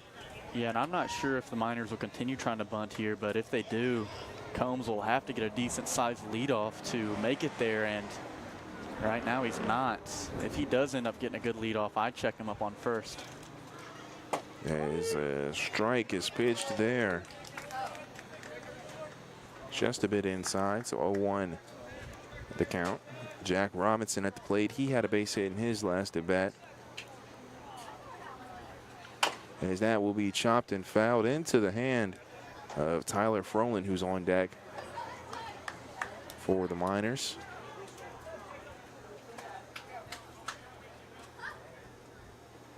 So 2-0 the score. Miners lead the Hoppers in the top of the 5th. The runner at first. No balls and 2 strikes, as that will be a hard hit there to center field. Gathering it there was Oliverio, but a hit there will advance Combs to second, and Robinson will get to first. Third baseman number 34, Tyler Froland. So now runners at first and second. Tyler Froland is at the plate. The righty batter. 1 out here. And the top of the 5th inning. High pitch there for a ball, a bit inside as well. So 1-0 the count.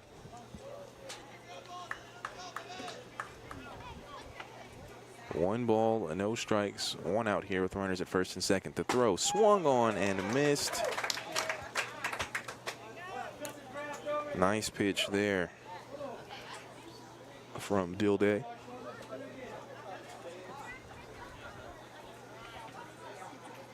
And 1 ball, 1 strike. That pitch is going to be a strike there, as that will hit the outside corner. Something these pitchers should realize about this umpire already is that outside much more likely to get called than the inside. He's called a lot of those far outside pitches. And that'll be a check swing, but he went. So striking out there is going to be Froland. So now 2 outs. And for Jacob Dilday here, a lot of these outs have come from strikeouts here, as he now has 4. Yeah, and like I said, he throws strikes. The other team will get hits, occasionally, obviously, because they know these balls are likely going to come into the zone, but only 1 walk. He doesn't walk too many batters. As the first pitch was a ball. I'll knock on wood, too. And a low pitch there, just a bit too low, had to be. Now makes it a 2-0 count.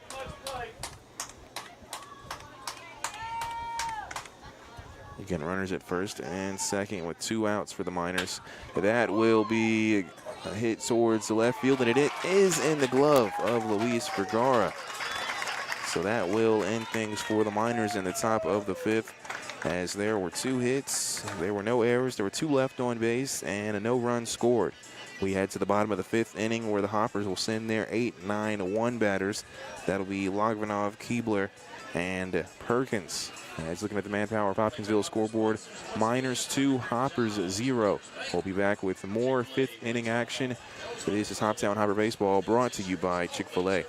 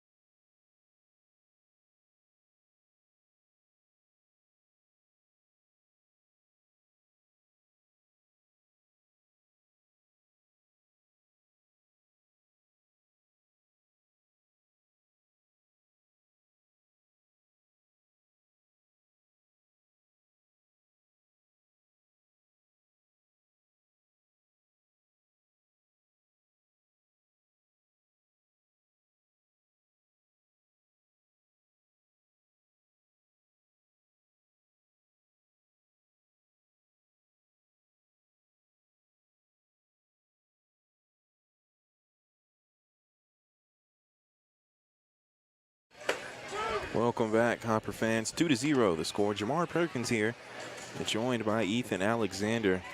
It's still the left-handed pitcher for the Miners, and Sean Pispisa. And now batting for the Hoppers is going to be Artie Logvanov. It's the bottom of the 5th inning. The Miners lead the Hoppers 2-0. Miners scored their only 2 runs, all in that top of the 1st, and it's been scoreless between both teams ever since, as the first pitch will be low for a ball.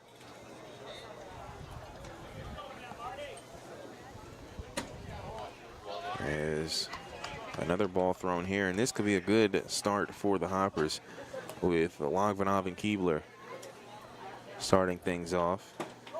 And a strike. It will be thrown there.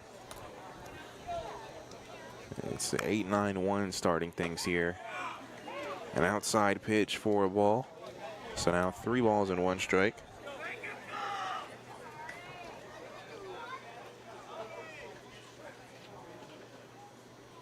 The 3-1 breaking ball pitch is right down the middle.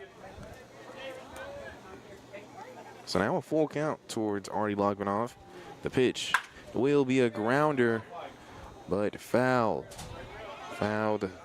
near the left field line. Yeah, and if you're the Hoppers, you need Logvanov to walk here. Not that he can't get a hit, but and he will. He'll walk. So that's big. Runner on base, no outs, and you're in that part of the lineup with guys that like to get on base. Keebler, great at walking. I believe he already walked once today. Perkins, Barnhart, Vergara. I mean, this part of the lineup right now with a runner already on base, the Hoppers should score a run, and they kind of need to. I mean, before this game gets too deep and they find themselves behind late in games, which they have not been great at converting. First pitch is inside for a strike.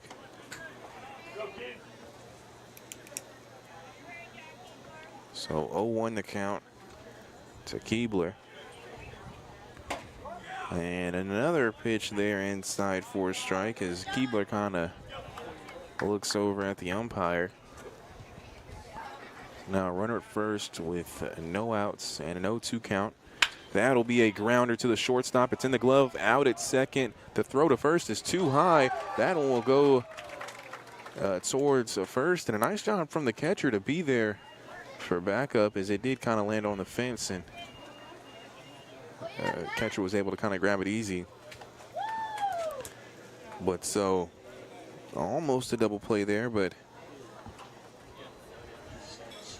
reaching will be Logvanov.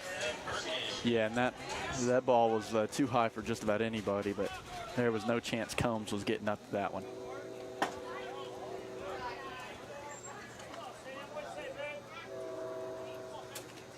Miners luck out a little bit, though. It was actually too high to go into the dugout.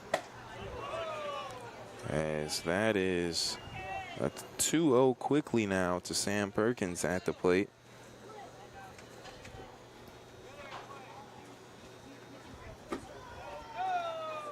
And inside pitch there makes it 3-0 the count.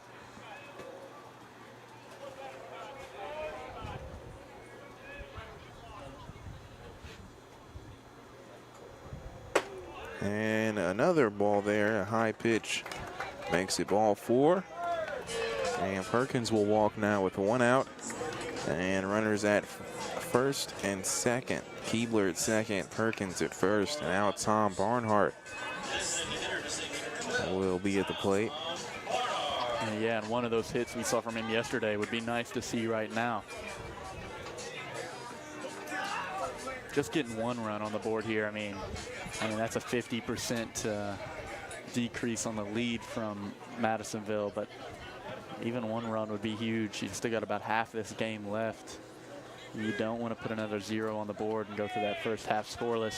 I mean, they really haven't had too many scoring opportunities in general, other than when Oliverio made his way to third. That was with 2 outs.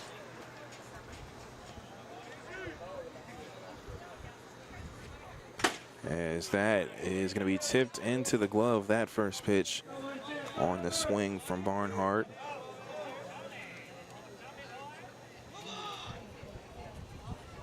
That'll be a grounder to the first baseman. He'll try to run it down. That's Combs. He does tag the bag. And out is going to be Barnhart there. He does somewhat of a job, though. Gets both runners into scoring position. He actually nearly beat Combs to the bag there from a significantly farther distance. And, you know, you're kind of putting your trust in a guy like Vergara to get someone in, which is not a bad person to put that trust into. So now runners at second and third. Swing and a miss there to Vergara.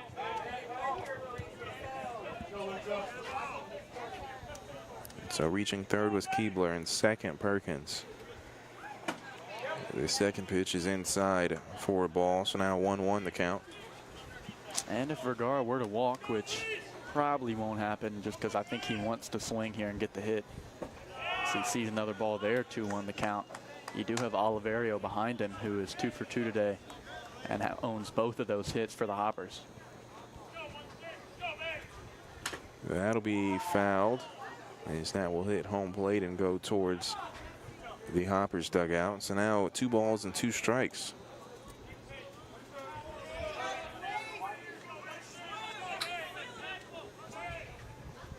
High pitch there makes the count full now, as having to extend for that one was Callagher. 3 balls, 2 strikes, runners at second and third with 2 outs. The throw from Pespisa is a swing and a miss. Nice pitch there with the fastball. And the Hoppers will have to leave some on the base, as they ended up getting no hits, no errors. They had 2 left on base and no runs scored as we head to the top of the 6th inning. And looking at the manpower of Hopkinsville scoreboard, 2-0 is the score as the Miners lead the Hoppers. We'll be back with more action here. This is Hoptown Hopper Baseball, brought to you by Chick-fil-A. Whether you're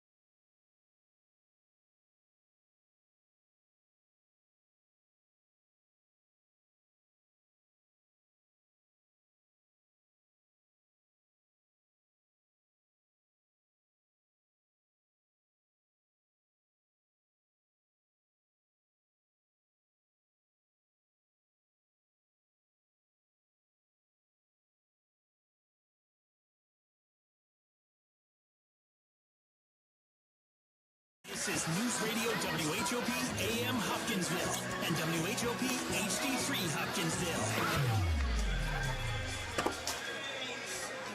Welcome back here to Colonel Field as the Hoppers currently trailing 2-0 with the Miners up top here, about to start the top of the 6th inning. As a new pitcher in for the Hoppers, and the first sight as a Hopper for Cade Steiner. He's from Jackson State Community College, and he's from Clarksville, Tennessee. So not too far from home is Mr. Steiner. He's a left-handed pitcher, and he wears number 1 for the Hoppers. As he will start things off against the 1-2-3 batters in the lineup. Yeah, and Cade actually plays for another travel team as well as the Hoppers, so he's playing for 2 teams right now. Wow. He's only traveled with them. He's been on the team since Thursday. He went to Paducah with them, but this is his first time being back with them since then. So he had a couple games this weekend with his other team. So this is, wow, so he's freelancing a bit here. He's getting as many reps in as possible. And from what I was told, that I believe he also plays a bit of offense as well. Just to what I heard earlier during BP. I'm not sure for that to be true, but he's just listed as a pitcher on the roster, so not sure we'll see him at the plate.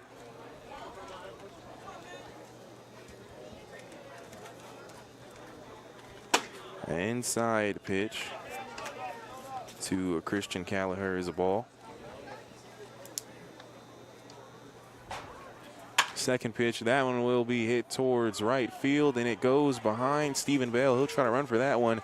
Going for second will be Callagher, and he gets it. A double there for Callagher, and a team that is 3rd in the OVL with extra base hits despite having the most losses in the league.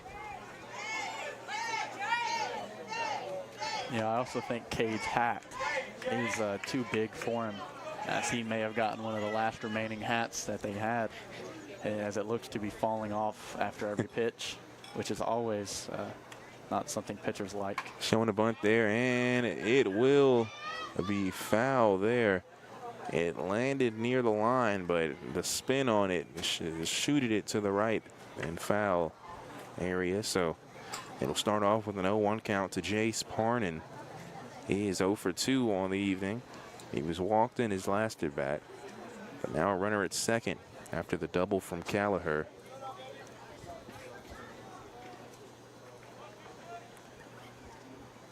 And a lefty and Steiner for the Hoppers. The pitch is fouled behind home plate, so now quickly no balls and 2 strikes.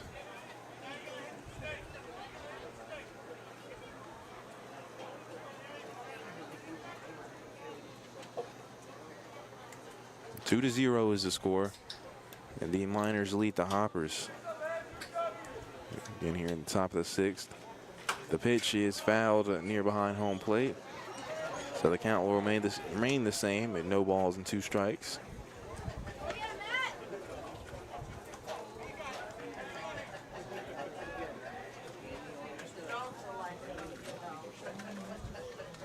Again, a runner is at second base for the Miners. The 0-2 pitch is going to be swung on and missed there on the outside pitch.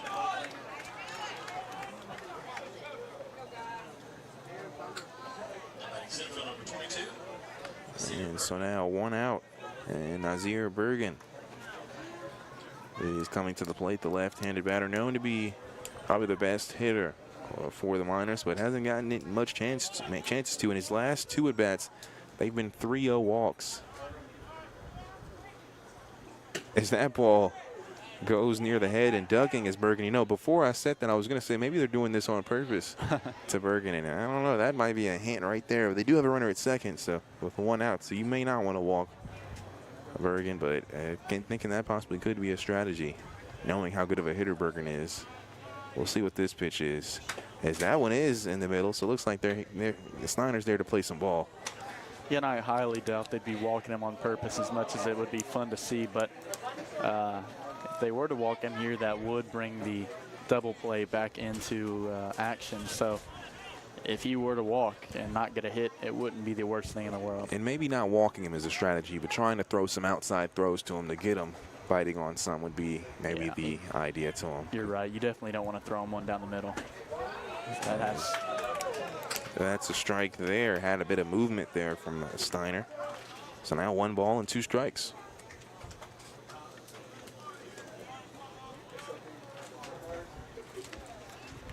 Runner at second for the Miners with 1 out. The 1-2 pitch, that one is low and outside. So that will even the count at 2 balls and 2 strikes.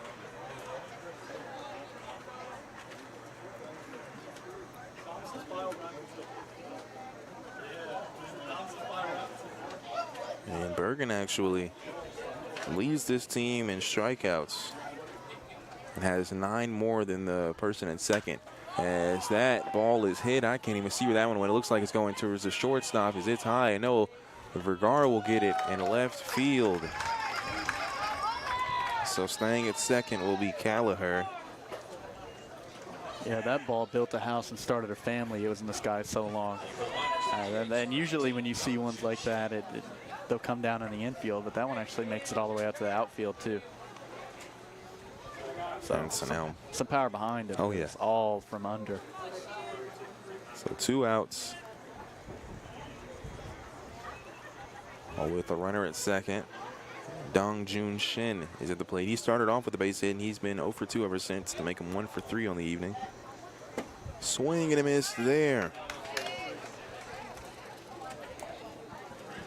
So no balls and 1 strike.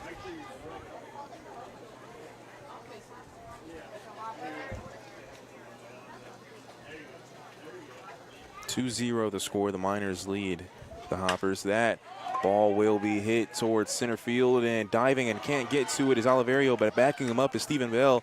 A run will score. And a base hit there from Shin will make this a 3-0 ball game. A nice effort from Oliverio and a nice job there from Stephen Bell to make sure he had his back on that as well. So Callagher comes in and scores. Again, 3-0 now the score.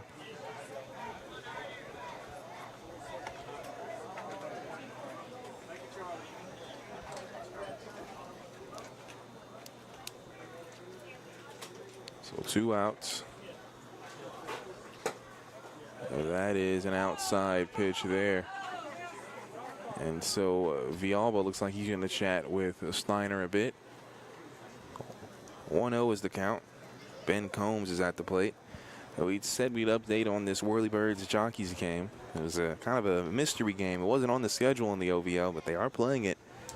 So it's currently 0-0 in the bottom of the second.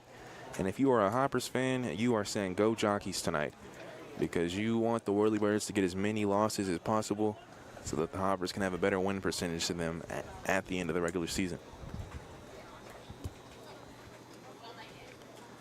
So 1 ball, no strike. Villalba is back behind the plate. It's runner at first. And a Shin. And that is a low pitch for a ball.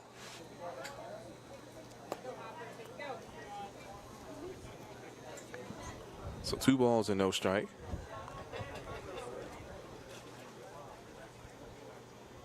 The lefty Cade Steiner taking his time on the mound. That throw will be a bit low and inside for a strike.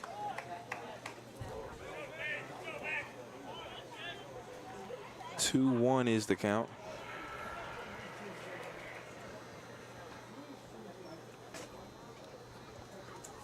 The pitch drops too low there, so that'll make it 3-1. And it is 2 outs with a runner at first. And a high pitch there is going to walk Ben Combs. And so now runners at first and second with Alex DeVito at the plate. He's 0 for 2 on the day. He did walk in one appearance. That was his very first at bat in the first inning. DeVito is a left-handed batter, so now lefty on lefty action we're seeing. And it's the top of the 6th inning here.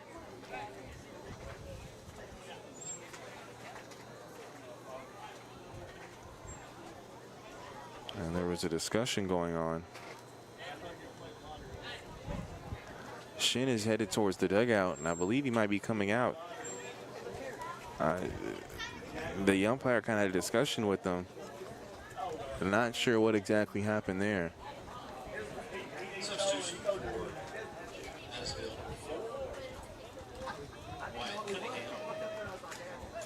And so Wyatt Cunningham will come in before Shin. Had a good performance. He was just on the base and kind of started walking towards the umpire. Not exactly sure what caused that, but now a substitution as Wyatt Cunningham will come in.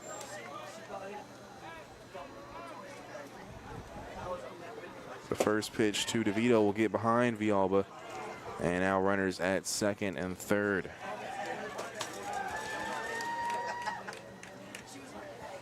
Runners at second and third with 2 outs.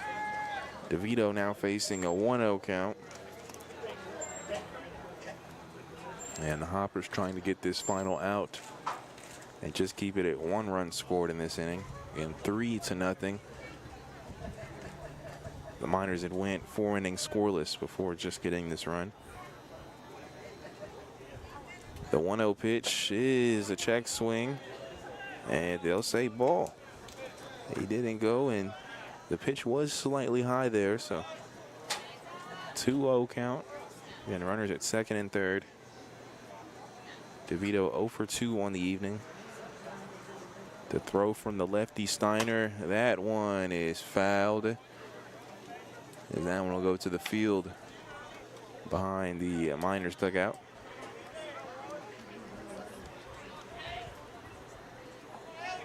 Two balls and 1 strike.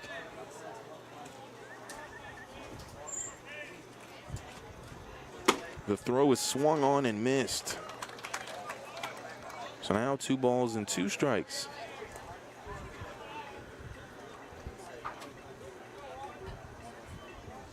So 2-2. Seems like the breaking ball has been working when it's in for Steiner. As he shakes off one pitch, he'll nod to another. That throw is going to be grounded, or pitch is grounded to second. The throw over to first, and that will be an out. There, so the Miners are done in the top of the 6th inning, as they had 2 hits. They had no error. There were no errors. There were 2 left on base and 1 run scored. As we look at the manpower of Hopkinsville scoreboard, it is 3-0. Looking for a job? Visit Manpower on Fort Campbell Boulevard in Hopkinsville today. Let them connect you with the right position where you can start tomorrow. Again, the score 3-0. We head to the bottom of the 6th inning. This is Hoptown Hopper Baseball, brought to you by Chick-fil-A.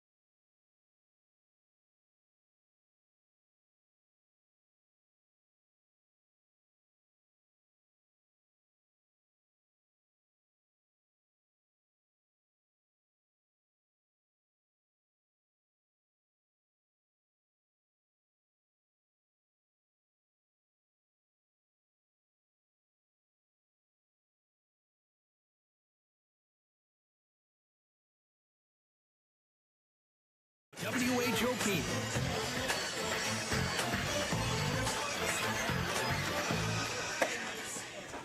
It's 3-0 in the bottom of the 6th inning as the Miners lead the Hoppers. The Hoppers are up to bat, and they are sending Dom Oliverio first to the plate, as he is 2 for 2 on the evening. A double and a single.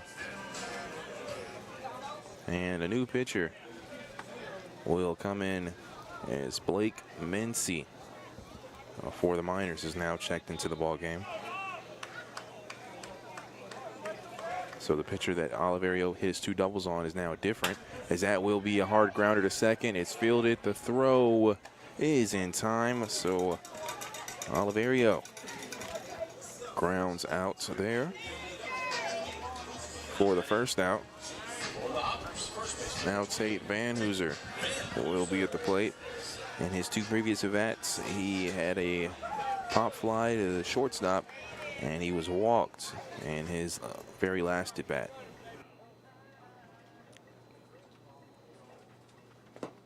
As the first pitch there is going to hit the dirt for a ball.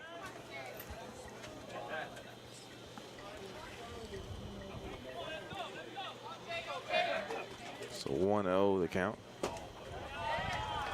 And another pitch there is outside and a bit low. So 2-0 now the count.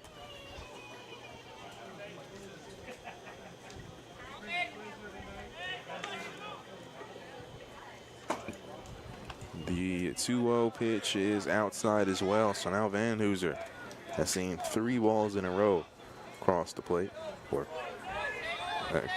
come near the plate, should I say. The 3-0 pitch, that one is going to be inside for a strike.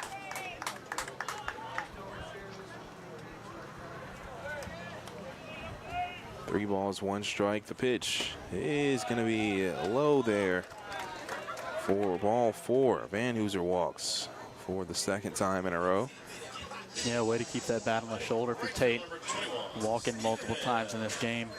You know, at this point, the Hoppers need as many base runners as possible. Espisa was pitching well, but you know, I think they could have probably walked more than they did. As that will be a hard shot, and that one will hit the right backside, the right cheek, would you say, of Mincy. And interesting enough, the previous at bat for Stephen Bell went straight into the glove of Pespisa. And that one, another shot to the catcher, but turning his back there was Mincy. As Blake Mincy does seem to be okay. Yeah, I mean, that's probably one of the best places to get hit by a ball as far as pain level is concerned.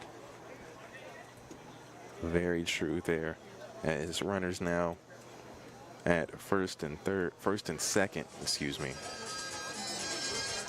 Stephen Bell becomes the only other player to have a hit other than Dom Oliverio. You know, and here we are again, 1 out on the board, 2 runners on. You know, they've seen only a handful of opportunities like this in this game. They need to take advantage of one of these innings. Eventually, something has to go their way.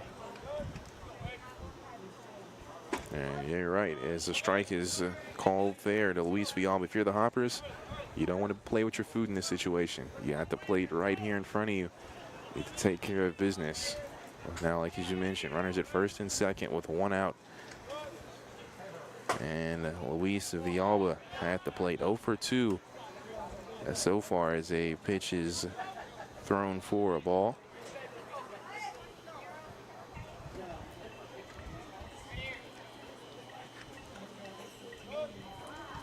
One foul ball behind home plate.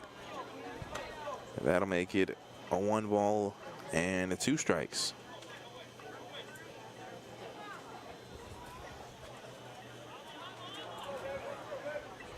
Got runners at first and second for the Hoppers. On deck is Logvanov.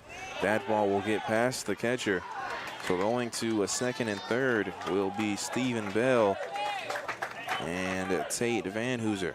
So now an even better position for the Hoptown Hoppers. Runners at second and third. Luis Villalba facing a 2-2 count.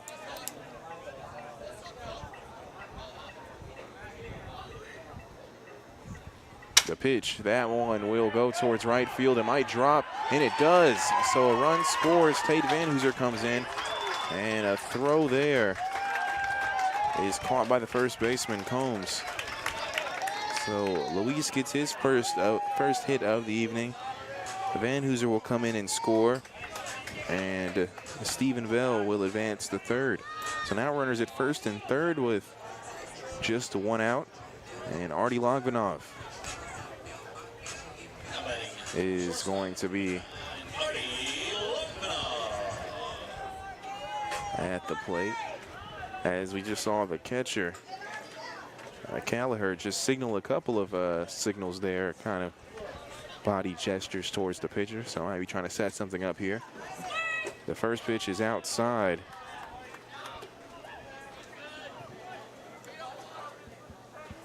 So 1-0 the count to Artie Logvinov. Logvinov is 0 for 1. He was walked in his last at bat. Getting runners at first and third here. 3-1, the Miners lead the Hoppers. With the Hoppers at the plate currently. A low pitch there makes it 2-0.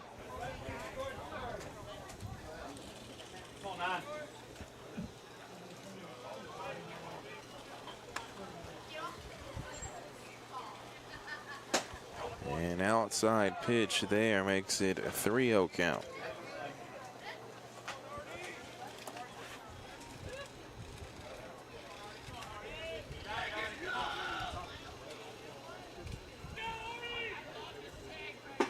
And a strike is going to be called there as Logvinov, he does it consistently during 3-0 counts. He just stands up straight up with the bat, leaving it on the shoulder. Doesn't even want to tempt himself to swing. Doesn't even want to think about it.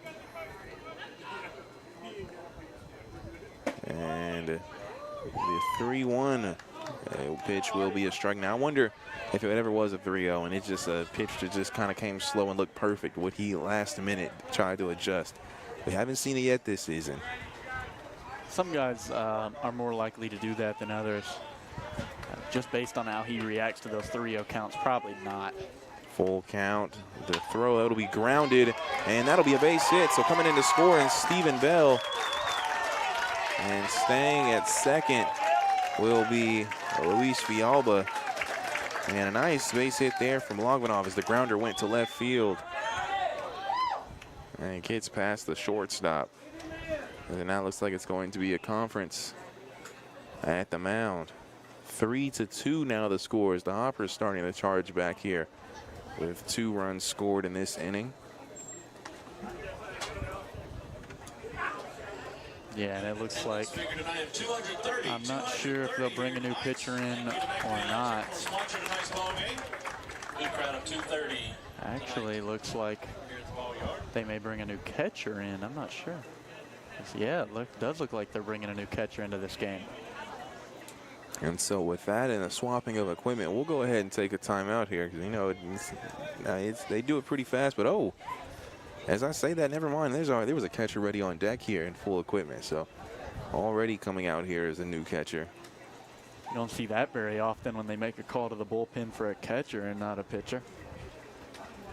I didn't think, I mean, that was the, you know, there was a wild pitch before that, but. And you know what? New pitcher as well, but you know who this pitcher is? This is, I believe, Jace Parnan, who is a fielder, shortstop.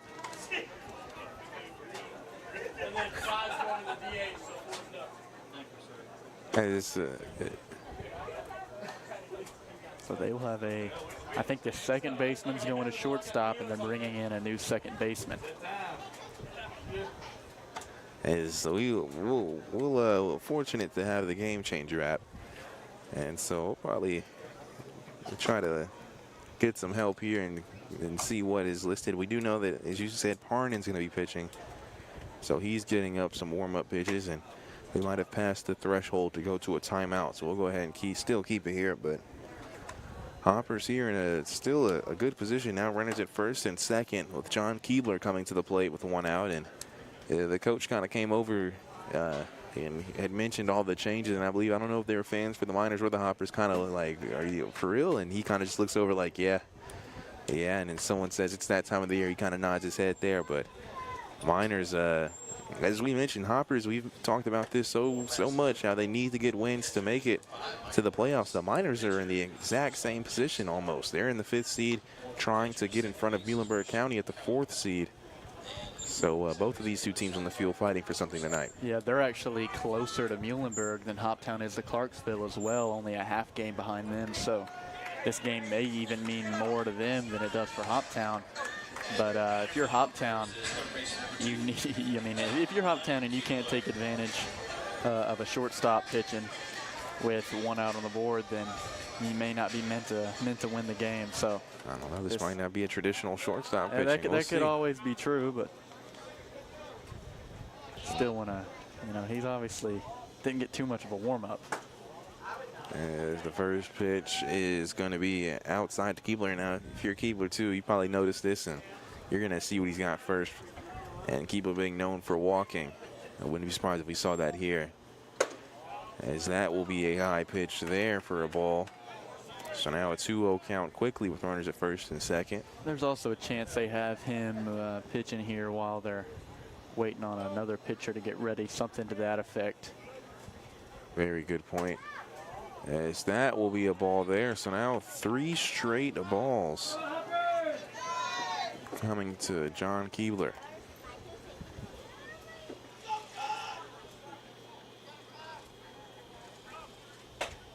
And another ball is pitched there. So 4 balls in a row.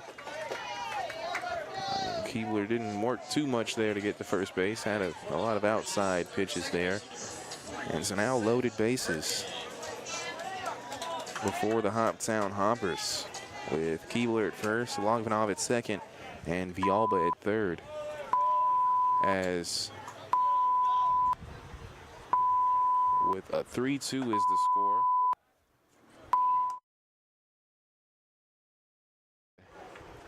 It is a 1-0 count.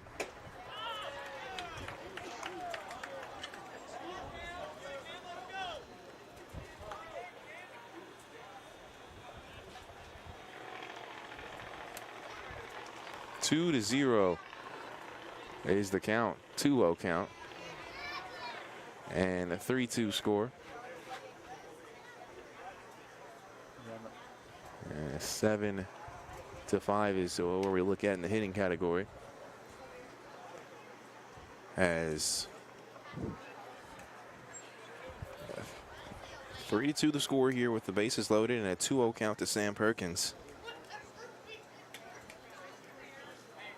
Yeah. And if you're Parnan, you probably just need to throw these somewhere in the zone and let the defense work a little bit, especially when you have force out at every base. And walking one, you know, you don't want to see that if you're Madisonville. So, as that is going to be a strike thrown there. So now 2-1, and not that they know the scouting report possibly on Perkins. He's known to get a lot of grounding base hits, so maybe you can force Perkins into a double play. Yeah, I doubt these teams look too deep into the film, but and walking there with the bases loaded. That's going to bring in Luis Villalba for a run. So now a tie ball game. Yeah, now Tom Barnhart's up to bat. You know, something I was thinking about, him playing for Bowling Green, having every game be an away game. This is his first time all season with a walk-up song. That's deep right there. I didn't even think about that. It's a very good point. That has to feel good if you're a batter. I know they like to have their walk-up songs. So after going a whole season without a home field, without any of the perks like that, he's getting them here later in the season. As that will be a shot towards left field. It's caught, and trying to tag up there is Longvanov. He will score, and the Hoppers take the lead. And now 4 runs. All of the runs now put together in this 6th inning. And so now runners at first and second. Tom Barnhart does his job there with the fly, the sacrifice fly.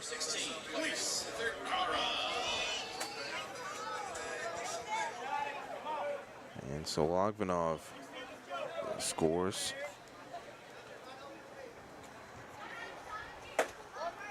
A strike there to Luis Vergara. Now every Hopper has stepped to the plate in this inning. High pitch there for a ball, so now 1-1 the count.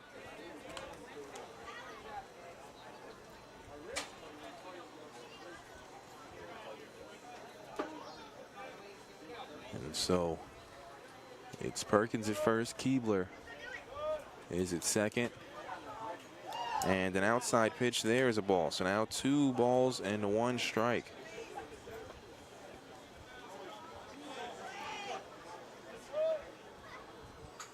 Swing and a miss there on that pitch. So 2 balls, 2 strikes, and 2 outs here. 4-3, the Hoppers have taken the lead, scoring all 4 runs in this inning. Outside pitch. That makes the count full.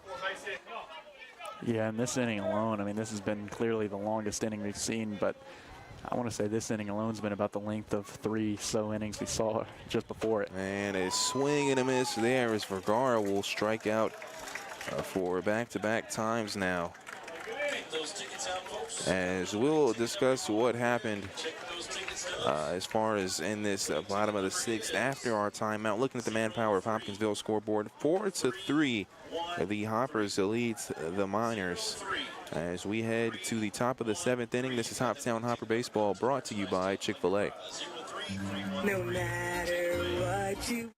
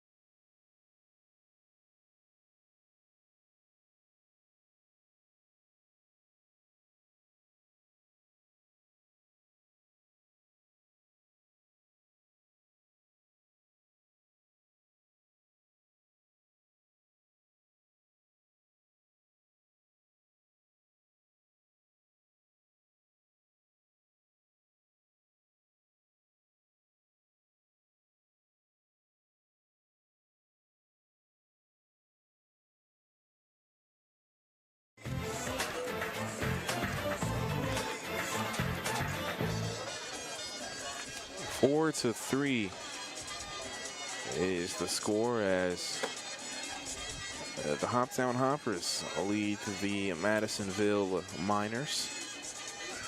We're here in the top of the 7th inning. A new pitcher for the Hoppers has come on. It's Frankie Paradis.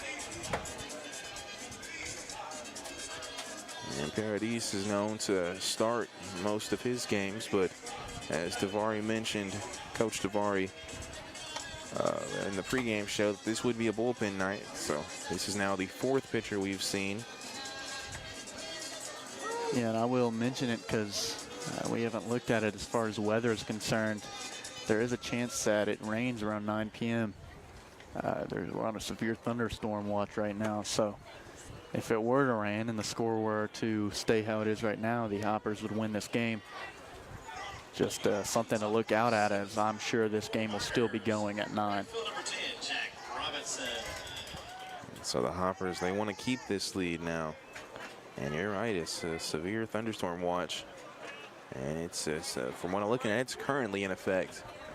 But looking good so far here, Colonel Field, as that'll be a tipped ball into the glove of Yalba. So first pitch is a strike from Paradis.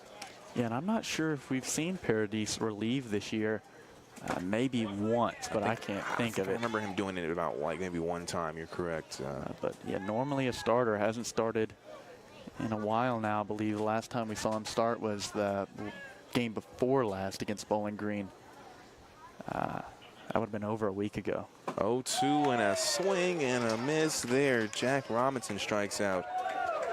And that's the way you start if you're pitching for the Hoppers in Paradis. Tyler Froland now comes to the plate Froland is 0 for 2. He struck out in his last at bat.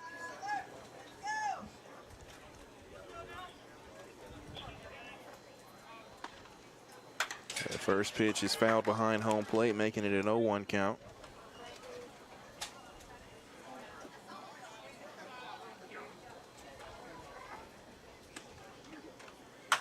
And foul ball, that one will go behind the Chick-fil-A broadcast booth. No balls and 2 strikes. And a swing and a miss there. Back-to-back strikeouts for Paradis. And now 2 outs with Gabe Salazar coming to the plate. Salazar was one of those players that changed positions, as he's now playing the shortstop. Of course, Chase Parnan ended up pitching. First pitch is fouled. So 0-1 the count.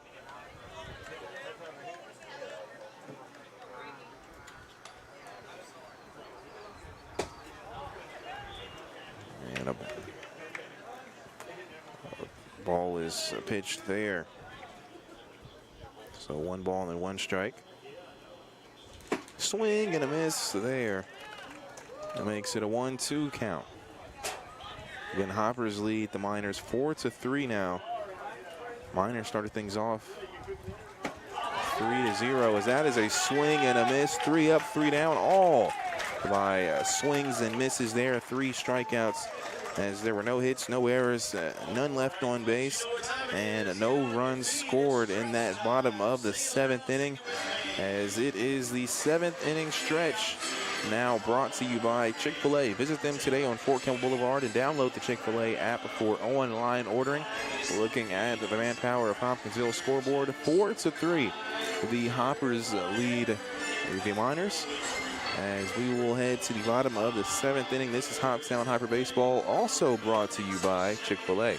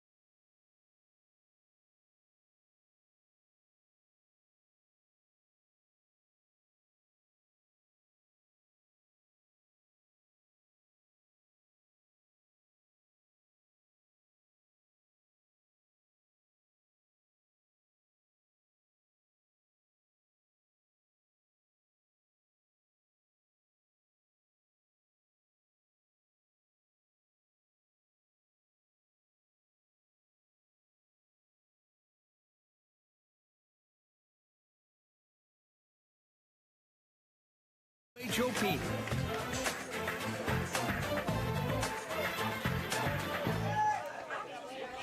Welcome back here. Dom Oliverio will start things off in the bottom of the 7th inning.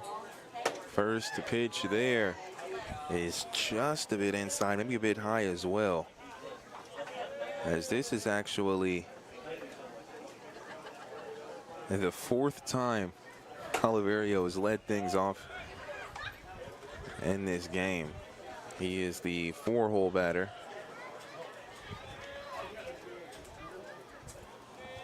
And so quick, 2 balls. A strike there, a bit of a swing and a miss with a check swing. I think Oliverio did cross the plate.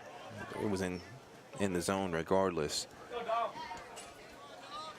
2 balls, 1 strike. And another strike there. Is a bit low there in the zone, clips. So 2 balls and 2 strikes for Oliverio at the plate. Again, 4-3, Hoppers lead the Miners. Swing and a miss there. Oliverio will strike out.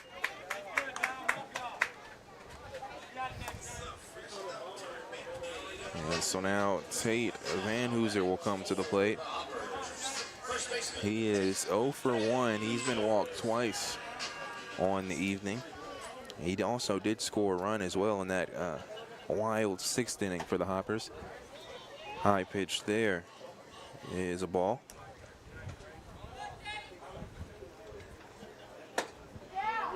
A swing and a miss. Makes it 1 ball and 1 strike, and 1 out. On deck is Stephen Bell. And another ball is pitched, so 2-1 is the count. And another ball. So make it 3-1 here. Swing and a miss there. As a Miner fan told Jace Parning to slow down a bit. I think he might have listened to, had a bit of a step taken away there. The full count there, and that is a swing and a miss as Van Hooser will strike out. So now back-to-back strikeouts for Parnin, excuse me.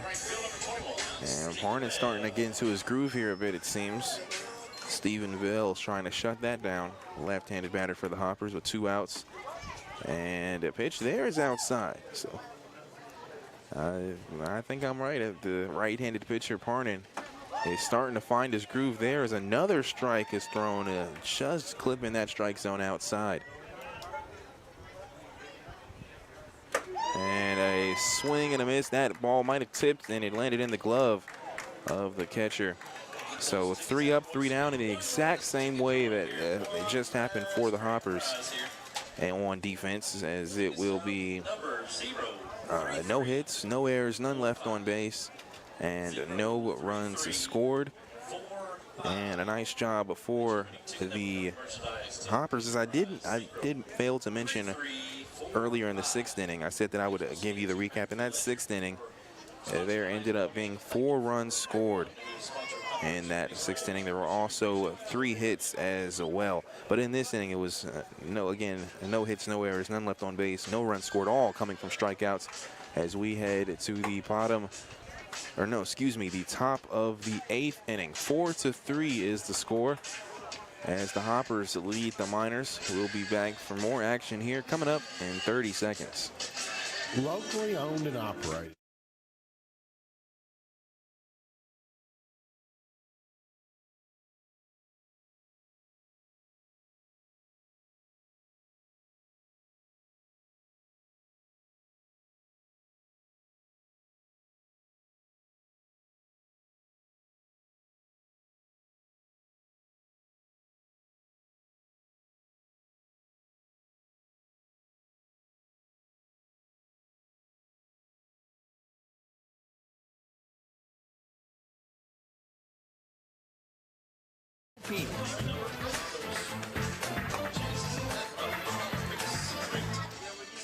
Welcome back here. 4-3.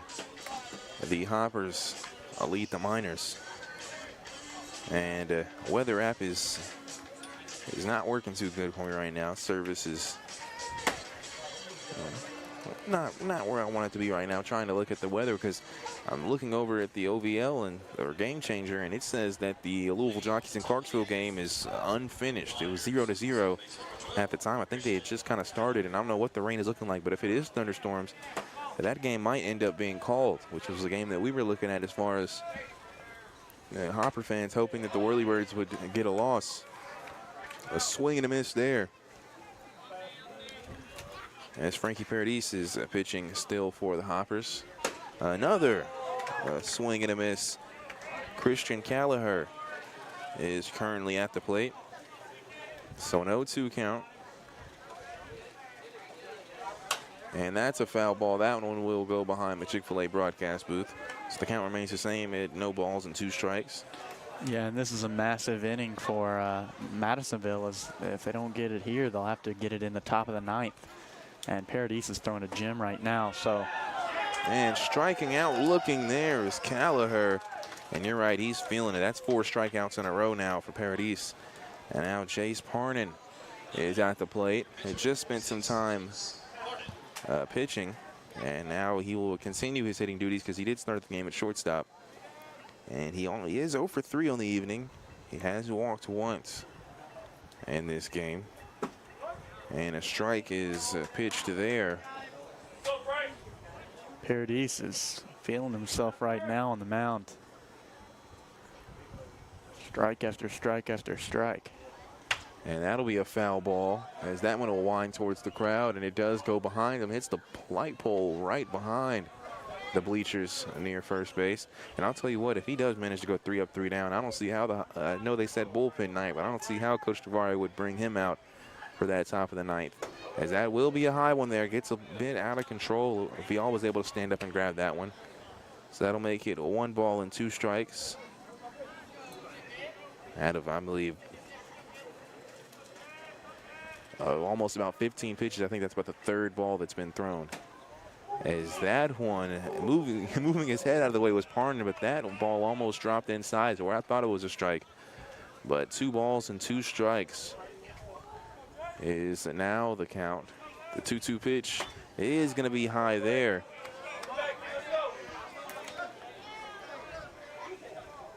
As Paradis will pick up the bag near the mound.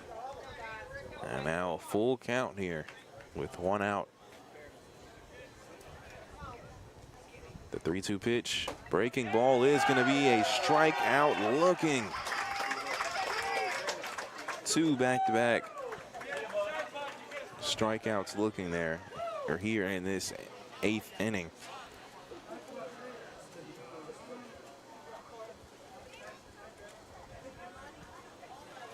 It looks like Bergen will talk it over with the coach for the Miners, maybe trying to game plan for something that he sees from Paradis. Says you don't want to go 6 up, 6 down via strikeout right now if you're Madisonville.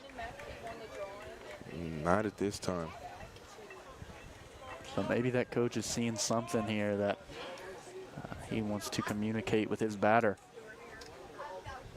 But, you know, honestly, after Paradis throws those 3 balls, it's harder to predict where these pitches are going to go, because before that, it was pretty much only the strike zone.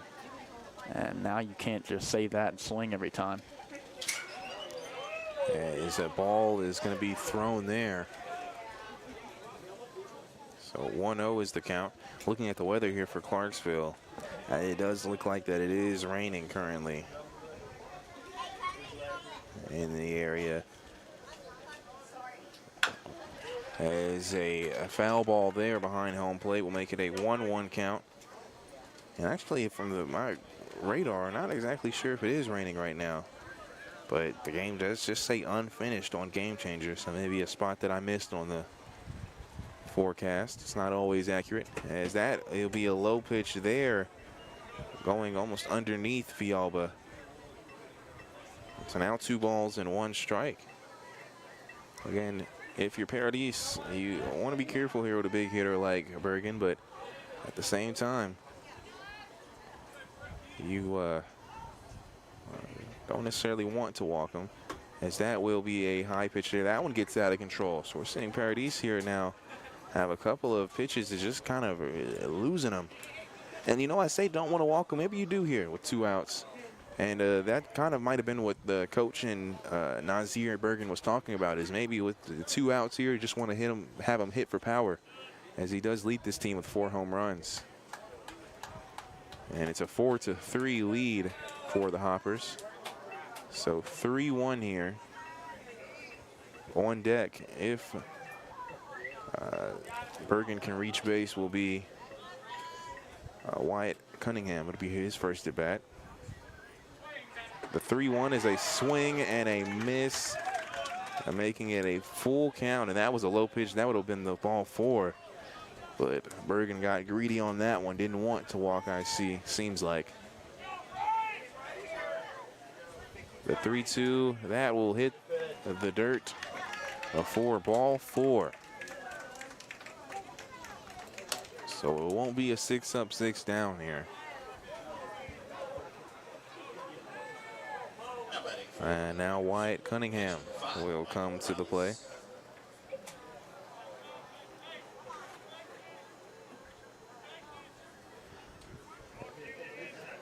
As Michael Morales, number 5, in. I haven't seen that before. as that first pitch will be a ball. Luis Villalba, before they started, it was a bit of a hug from Morales and Villalba, assuming they know each other before this. Can you see what college Morales He goes to University of Health Science and Pharmacy. Okay, well. So I don't. Villalba goes to Keystone, so. He's from it says Orlando, Florida. As that will be a low pitch there for another ball. And I'm not sure if he always spent time in the States. It says he's from Puerto Rico, so I don't know if he also resides in Puerto Rico before he went to college, but not sure where the connection is there. That's close enough to that's close enough to Florida for it to be a possibility. That is true.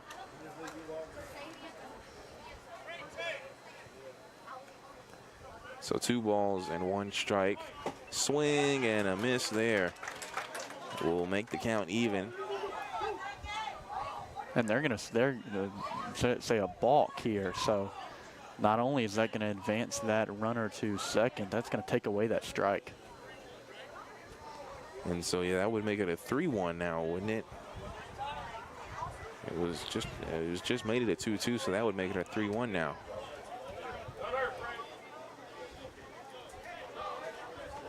As the umpire was kind of explaining what he said to be a ball, couldn't hear it from up here. But so hopefully the umpire will gesture. I believe it's just going to stay 2-1. So 2-1 the count. And swing and a miss there. So now 2 balls and 2 strikes.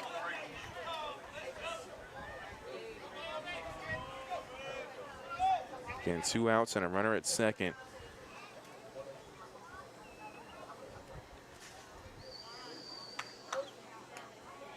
The 2-2 pitch is going to be a check swing, and they'll say he didn't go.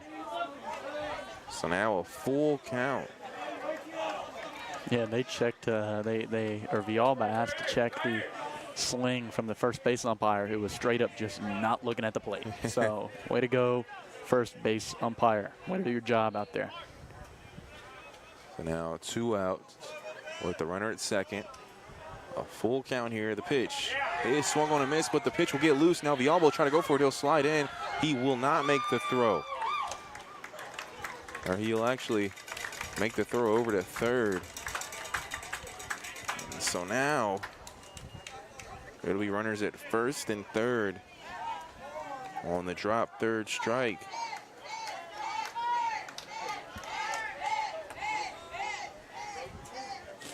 And now Ben Combs will come to the plate, the right-hander. He has been walked in his last 2 at-bats. Doesn't have a hit on the day.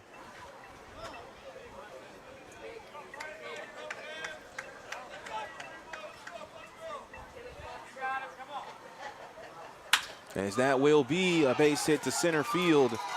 And on the first pitch swing, and the going to third will be the runner at first. So Combs gets a base hit.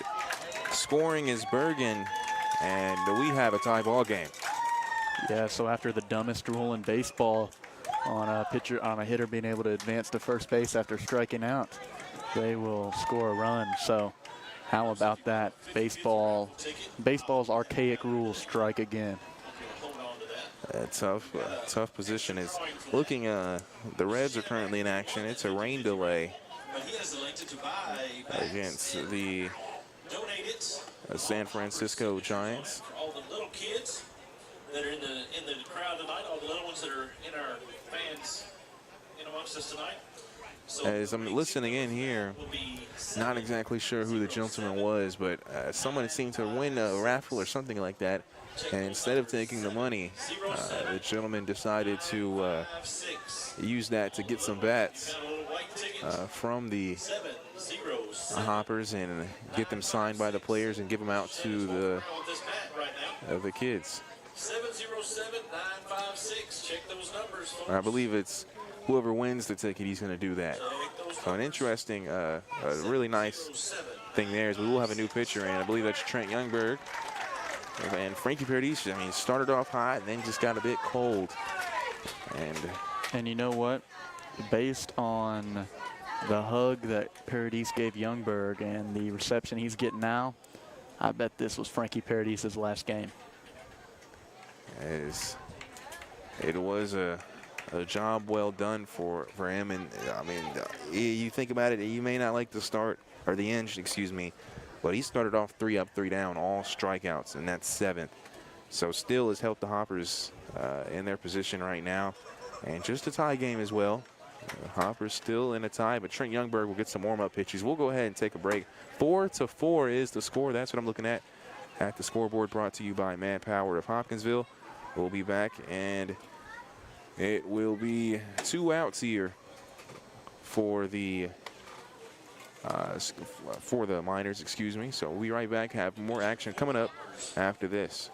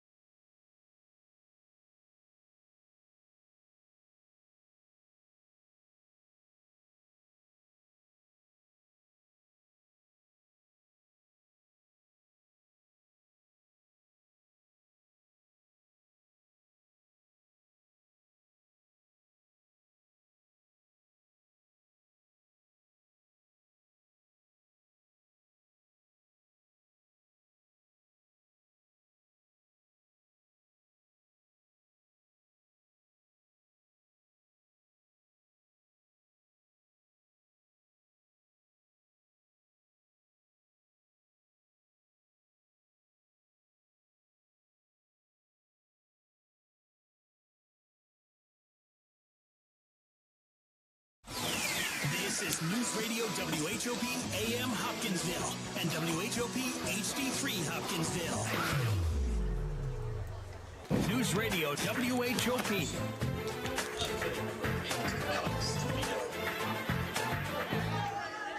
Runners at first and third for the Miners with 2 outs. Trent Youngberg has come in for the Hoppers. It's a tie ball game, 4-4 here in the top of the 8th inning. Throw from Youngberg is a liner, and it's in the glove there of Sam Perkins. He leaps up and makes the grab. What a play there to stop the go-ahead run from coming in. And that will do it for the top of the 8th,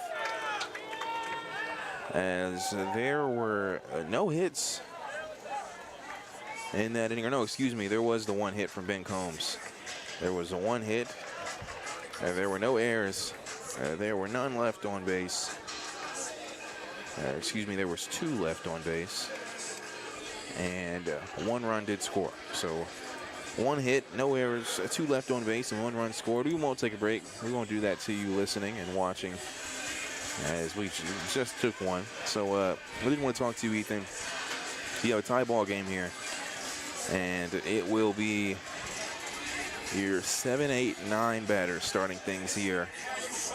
Luis Villalba, Artie Logvinov, and John Keebler. What are your thoughts on that as far as starting this bottom of the 8th? Yeah, I mean, what you expect from them in a perfect world is they can get on base. You don't need big hits from any of those guys, just base runners to allow your, the top of your lineup to move them around. If Parnan comes out here and pitches how he did last inning, he's going to be hard to hit. But again, he did walk several in the inning before that, and this is a part of the lineup with guys who do tend to walk more often than not. So you like to see more walks here than anything, I'd say. I'm actually surprised Parnan remains on the mound. There must be, I mean, not that he pitched bad, but just a shortstop coming in with very little warm-ups to pitch 3 full innings would be, or 2.5, I guess, would be surprising. But yeah, from these guys, you need to see runners on base with as few outs as possible.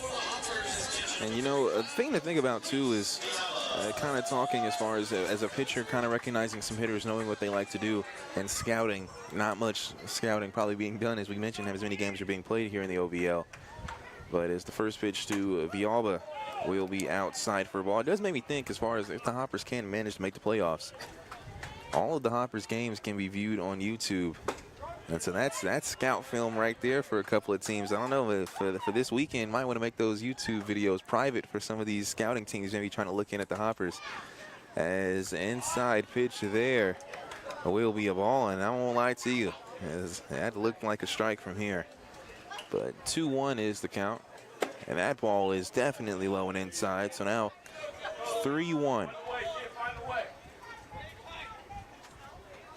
3 balls, 1 strike the pitch, and that is too high. So the Villalba will walk and reach first. And now Artie Logvinov comes in. He had a base hit in his last at bat, a nice grounder.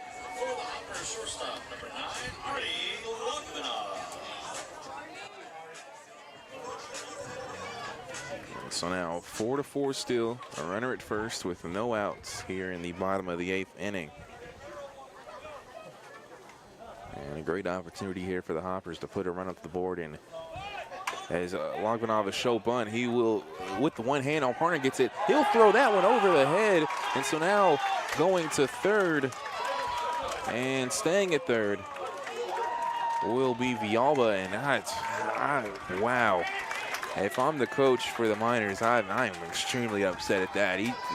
Parnan tried to pick that one up with one hand and kind of make the highlight play there. I mean, to be fair, it was a fantastic grab. I mean, to be able to get the ball in your hand without ever having to touch the glove is good. But the underhand throw there, instead of just slowing down and making sure you get the out, because if he had just taken his time, he would have got Logvinov, who isn't the fastest runner in the world. But instead, he goes for the underhand throw there, and it flies way over Combs, who is not going to be the athletic presence to get up and get the ball, even if it's just a little above. And so that was a recipe for disaster. You know, and as we were talking, you were talking, looking over at the coach, Brian Campbell. He did not seem happy talking to Parnan. Kind of seemed like he was chewing him out just a bit. Because now you have runners at second and third. And a nice bunt there from Logvinov. Runners at second and third with no outs. And now Coach Davari chatting on something with the umpire. I'm not sure about what. Maybe, I don't know. He had the book out, so possibly a change for the Miners that's somewhere on the field. I'm not sure. As far as I can see, there's no changes from Hoptown. Not sure, but runners at second and third now, and it's Sam Perkins at the plate. Or no, excuse me, that's John Keebler. John Keebler at the plate. First pitch was a ball, so 1-0 the count. And runners at second and third. And that pitch is too high. And there are some players in the bullpen for the Miners. And if I'm Coach Campbell, I might be looking that way as of right now. Maybe just trying to make sure that the pitcher is ready, as that'll be an inside pitch there. And this Keebler had to turn his back. So now 3-0 the count. A risk of loading the bases here. And that will be a walk. Yeah, and coach for the Miners backing up towards the mound now, maybe talking about who he's going to bring in here, but there will be a pitching change, as this is the second visit in this inning. And yeah, he points to the bullpen, will make a pitching change, but pitching change or not, with loaded bases and 0 outs on the board, the Hoppers will have no excuse if they don't get out of this inning with at least a run, preferably more than one. I was going to say, you say at least a run, man. I'd say go for the blood here and try to get at least a multiple. Make it super difficult for the Miners to be able to at least tie or take the lead in the top of the 9th. And, you know, I don't know who this pitcher is based on number or name, but I know he was taking BP before this game. I'm almost positive I saw him swinging So this may be another guy who plays both as a pitcher and a fielder. I definitely recognize the long blonde hair. You're right. He was taking BP earlier. As trying to figure out the number here. It looks like, is it number 7 maybe? Yeah, if it is number 7, it's I was looking at the wrong sheet. I almost said Miles Green. But if it is number 7, it looks like Luke Osborne, which is listed as a right-handed pitcher on the roster. But we have bases loaded here. We'll go ahead and let Osborne get some warm-up pitches in. We'll take a quick 30-second timeout. When we come back, we'll have more Hoppers baseball here. Again, bases loaded. It's a tie ball game, 4-4 in the bottom of the 8th inning with no outs. This is Hoptown Hopper Baseball brought to you by Chick-fil-A.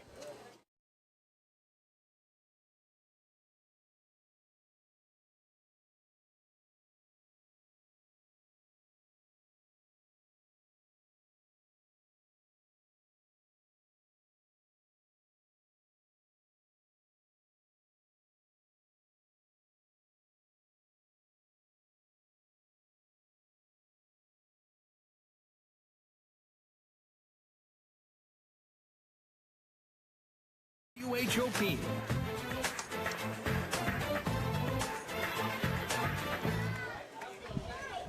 And so now up to bat, it is Luke Osborne. He's from Oakland City University, a right-handed pitcher from Perryville, Indiana. And it'll be Sam Perkins coming to the plate for the Hoppers. Yeah, and loaded bases right now. You have Perkins, may just be the perfect person in this situation, as leads the team on batting average and on-base percentage.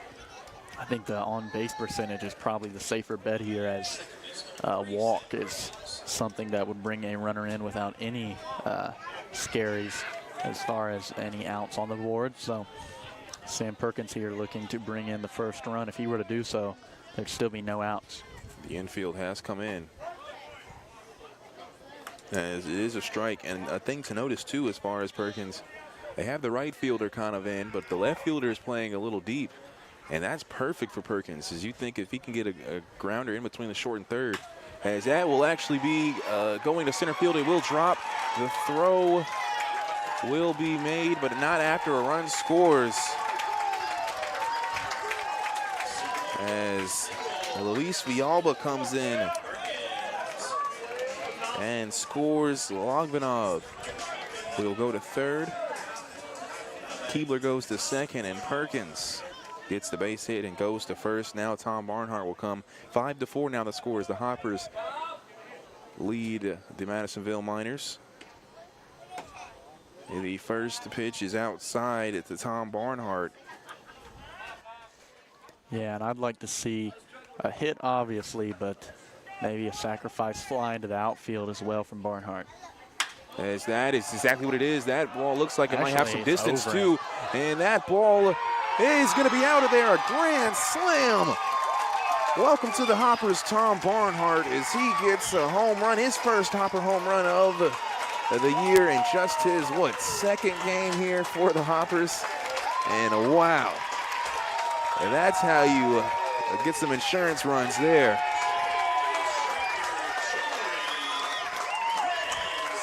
Man, how about that? Second grand slam we've seen this year. Miggy Villalobos had the first one earlier. And now the man who's been walking up to Villalobos' walk-up music has the second. And wow, I mean, you talk about deflating for the Miners here. In a game like this, you almost want to just give the win to the Hoppers. Now, anything is possible, but to see your lead trickle like this and to see that grand slam now make it a 9-4 lead, huge grand slam there. And there's still not an out on the board. Still not an out on the board. And now you have Luis Vergara, who's known for having a good on-base percentage as well, as he'll see a strike across the plate for a 1-1 count. Wow. You know, I wanted to say something about a grand slam, potentially knowing how powerful he was hitting. I didn't want to jinx it.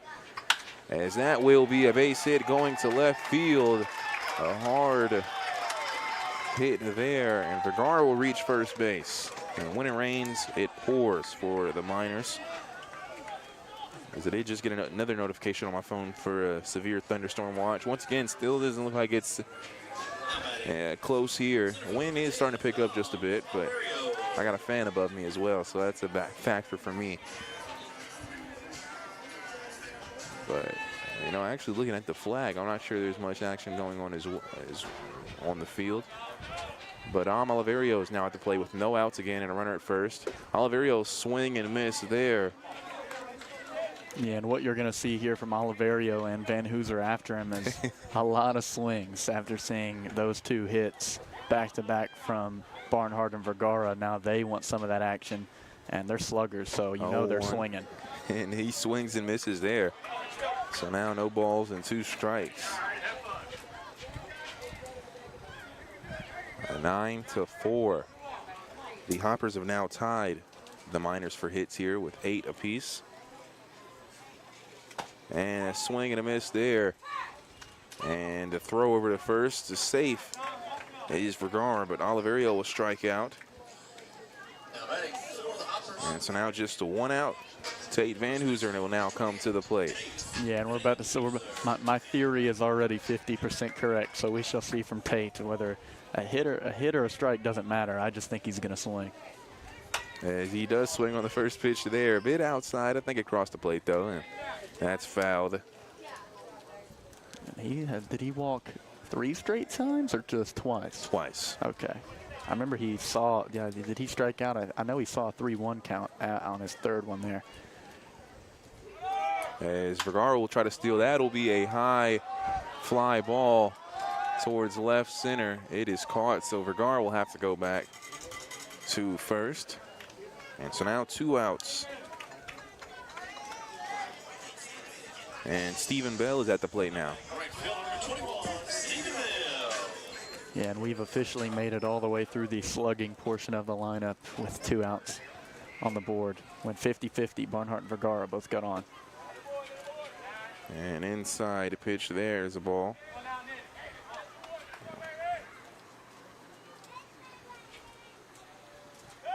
Throwing over to first and in time is Vergara.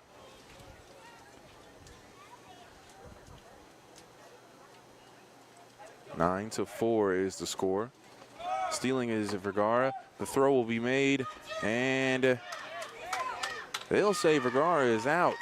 Not sure if they called it on the tag after he maybe got off the bag, but Vergara is thrown out there, but not after a great, and I do mean great, inning for the Hoppers, as they did manage to get 3 hits. There was no errors, or no, excuse me, there was that 1 error. And then there was none left on base with 5 runs scored. As we head to the top of the 9th inning, look at the manpower of Hopkinsville scoreboard. 9-4 is the score. And the Miners will need to score at least 5 runs to stay alive here in the top of the 9th inning. And I do spot Chase Gruno on the mound as well for the Hoppers. So we'll take a timeout, and we will have closing time here for the Hoppers in the top of the 9th. It's 9-4. This is Hoptown Hopper Baseball, brought to you by Chick-fil-A. That's all.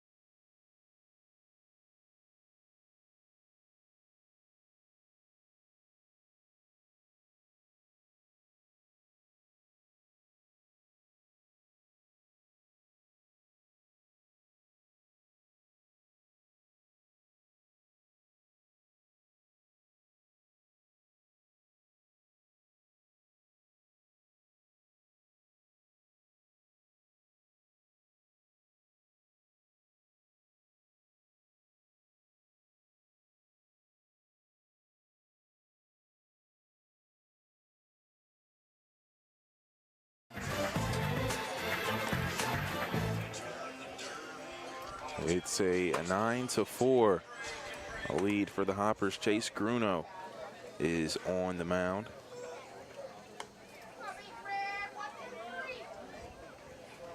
And Jamar Perkins here, joined by Ethan Alexander.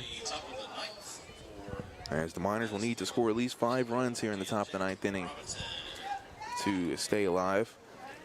They'll start things off with Jack Robinson, who is 2 for 4 on the day. First pitch, a swing and a miss.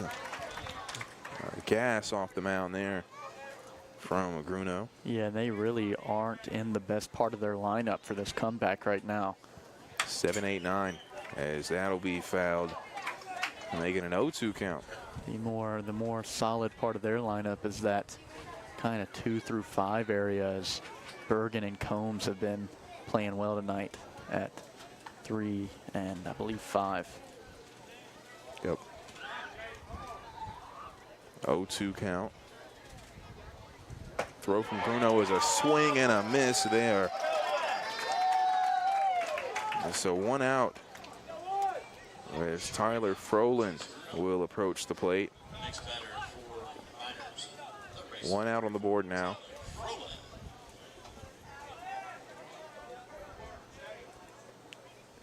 And Froland is 0 for 3 on the night.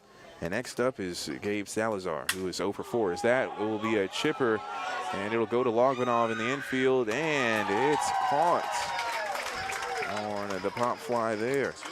Yeah, and some insult to injury there, as that bat is definitely broken.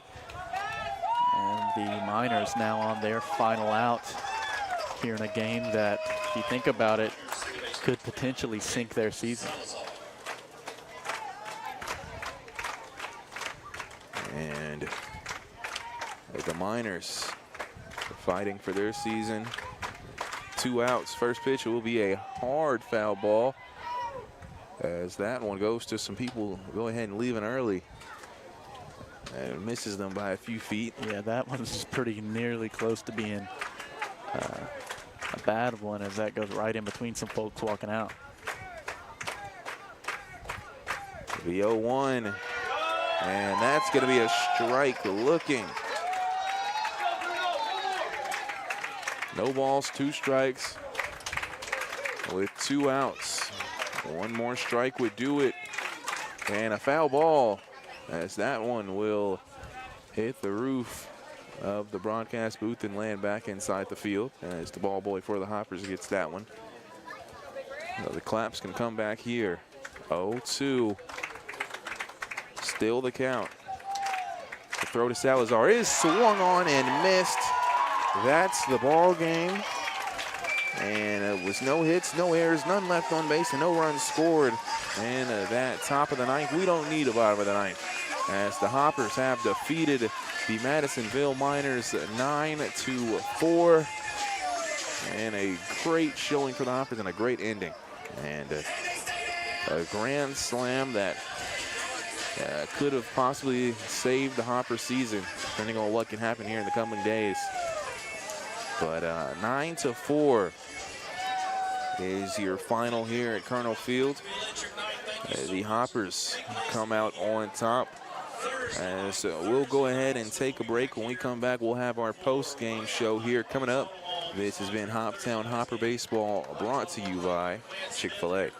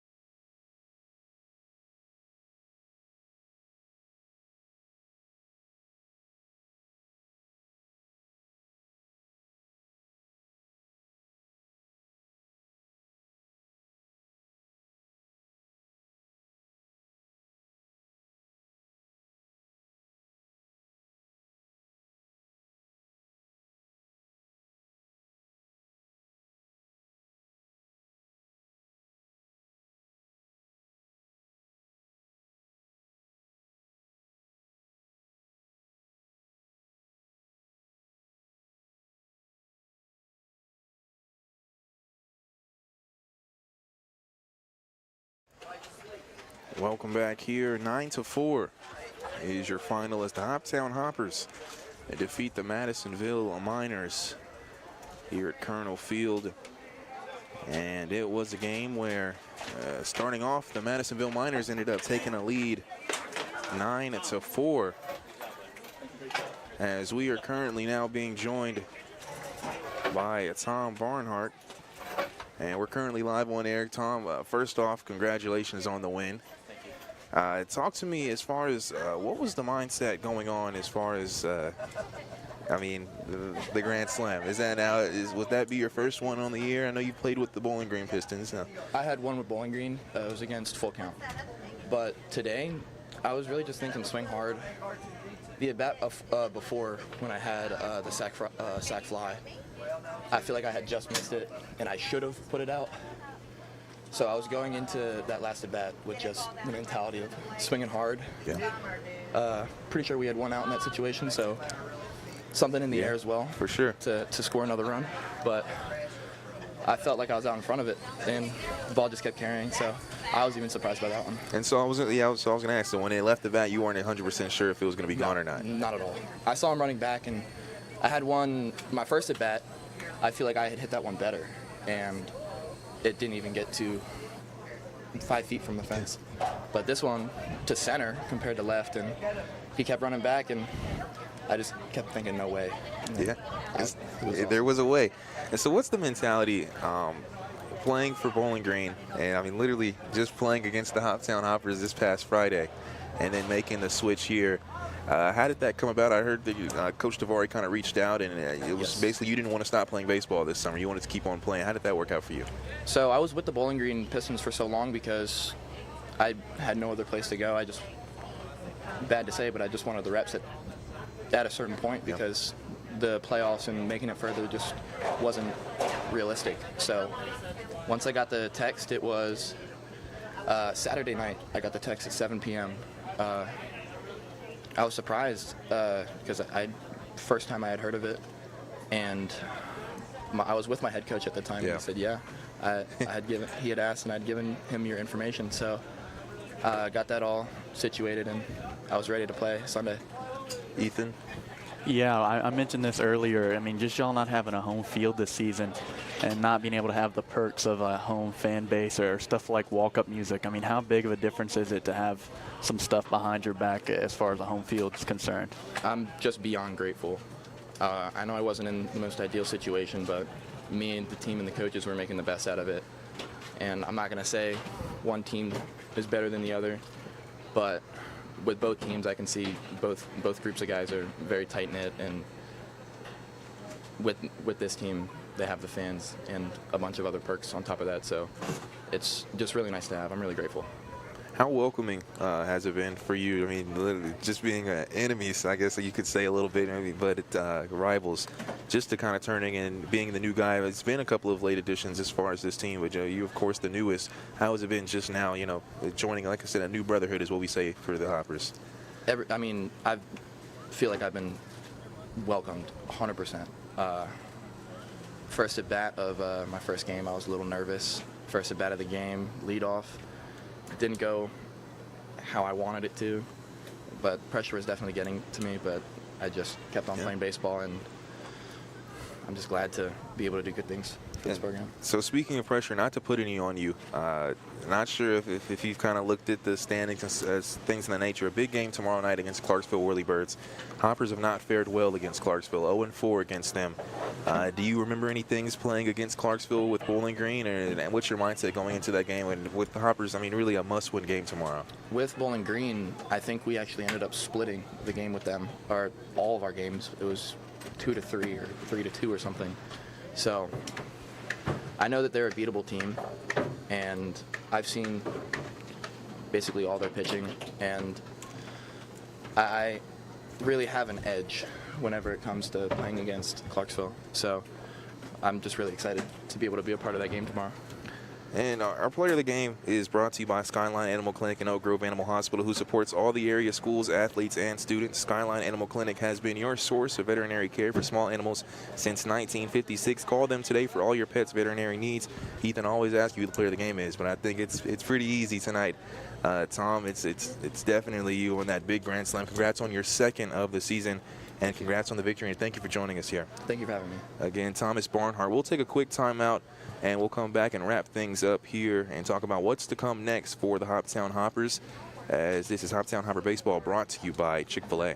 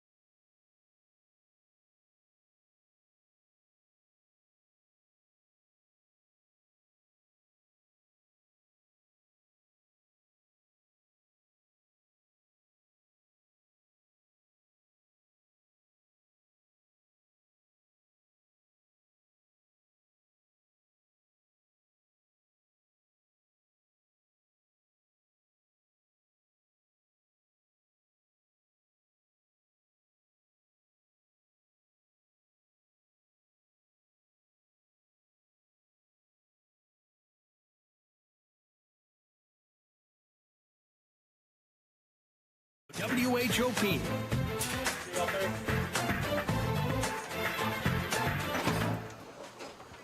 Welcome back. We just spoke with Thomas Barnhart, and he discussing things as far as being a hopper. Of course, he had the big grand slam that helped increase the lead for the Hoppers in that bottom of the 8th inning.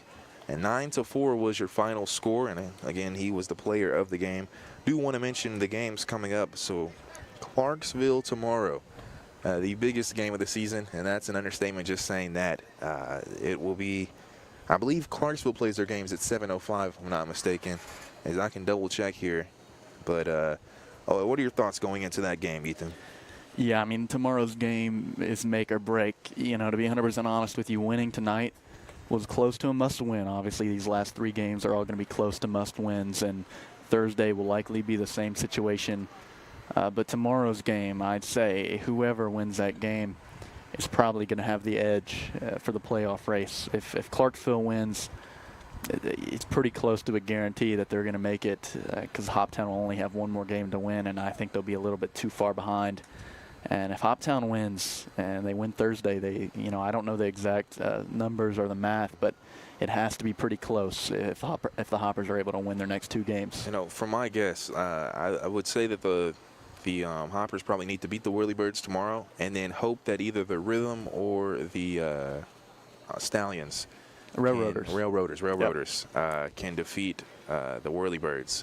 So that's my guess. But Hoppers have to control what they can control, and that is a game tomorrow. And I just looked at 7 o'clock. They'll be playing at Rossview High School in Clarksville, Tennessee. Again, Hoppers taking on the Clarksville Whirlybirds, and that game will start at 7 o'clock on Hoptown Hoppers TV on their YouTube channel. And the very last home game, a regular season home game of the season, could be the last home game depending on what happens in the playoffs, is going to be this Thursday against the Paducah Chiefs, and that game will be at 6:30 with the pregame show at 6:15 on a News Radio 99.3 FM, 12:30 a.m. WHOP. Again, the Hoptown Hoppers defeat the Madisonville Miners tonight 9-4. They'll be back in action tomorrow night against the Clarksville Whirlybirds. I want to give a thanks to always for everyone who helps in the broadcast, with Bruce Smiley and Jeff Sisk. For Ethan Alexander, this is Jamar Perkins saying thank you all for listening, and I want to tell you to call your loved ones, and while you're at it, tell them go Hoppers.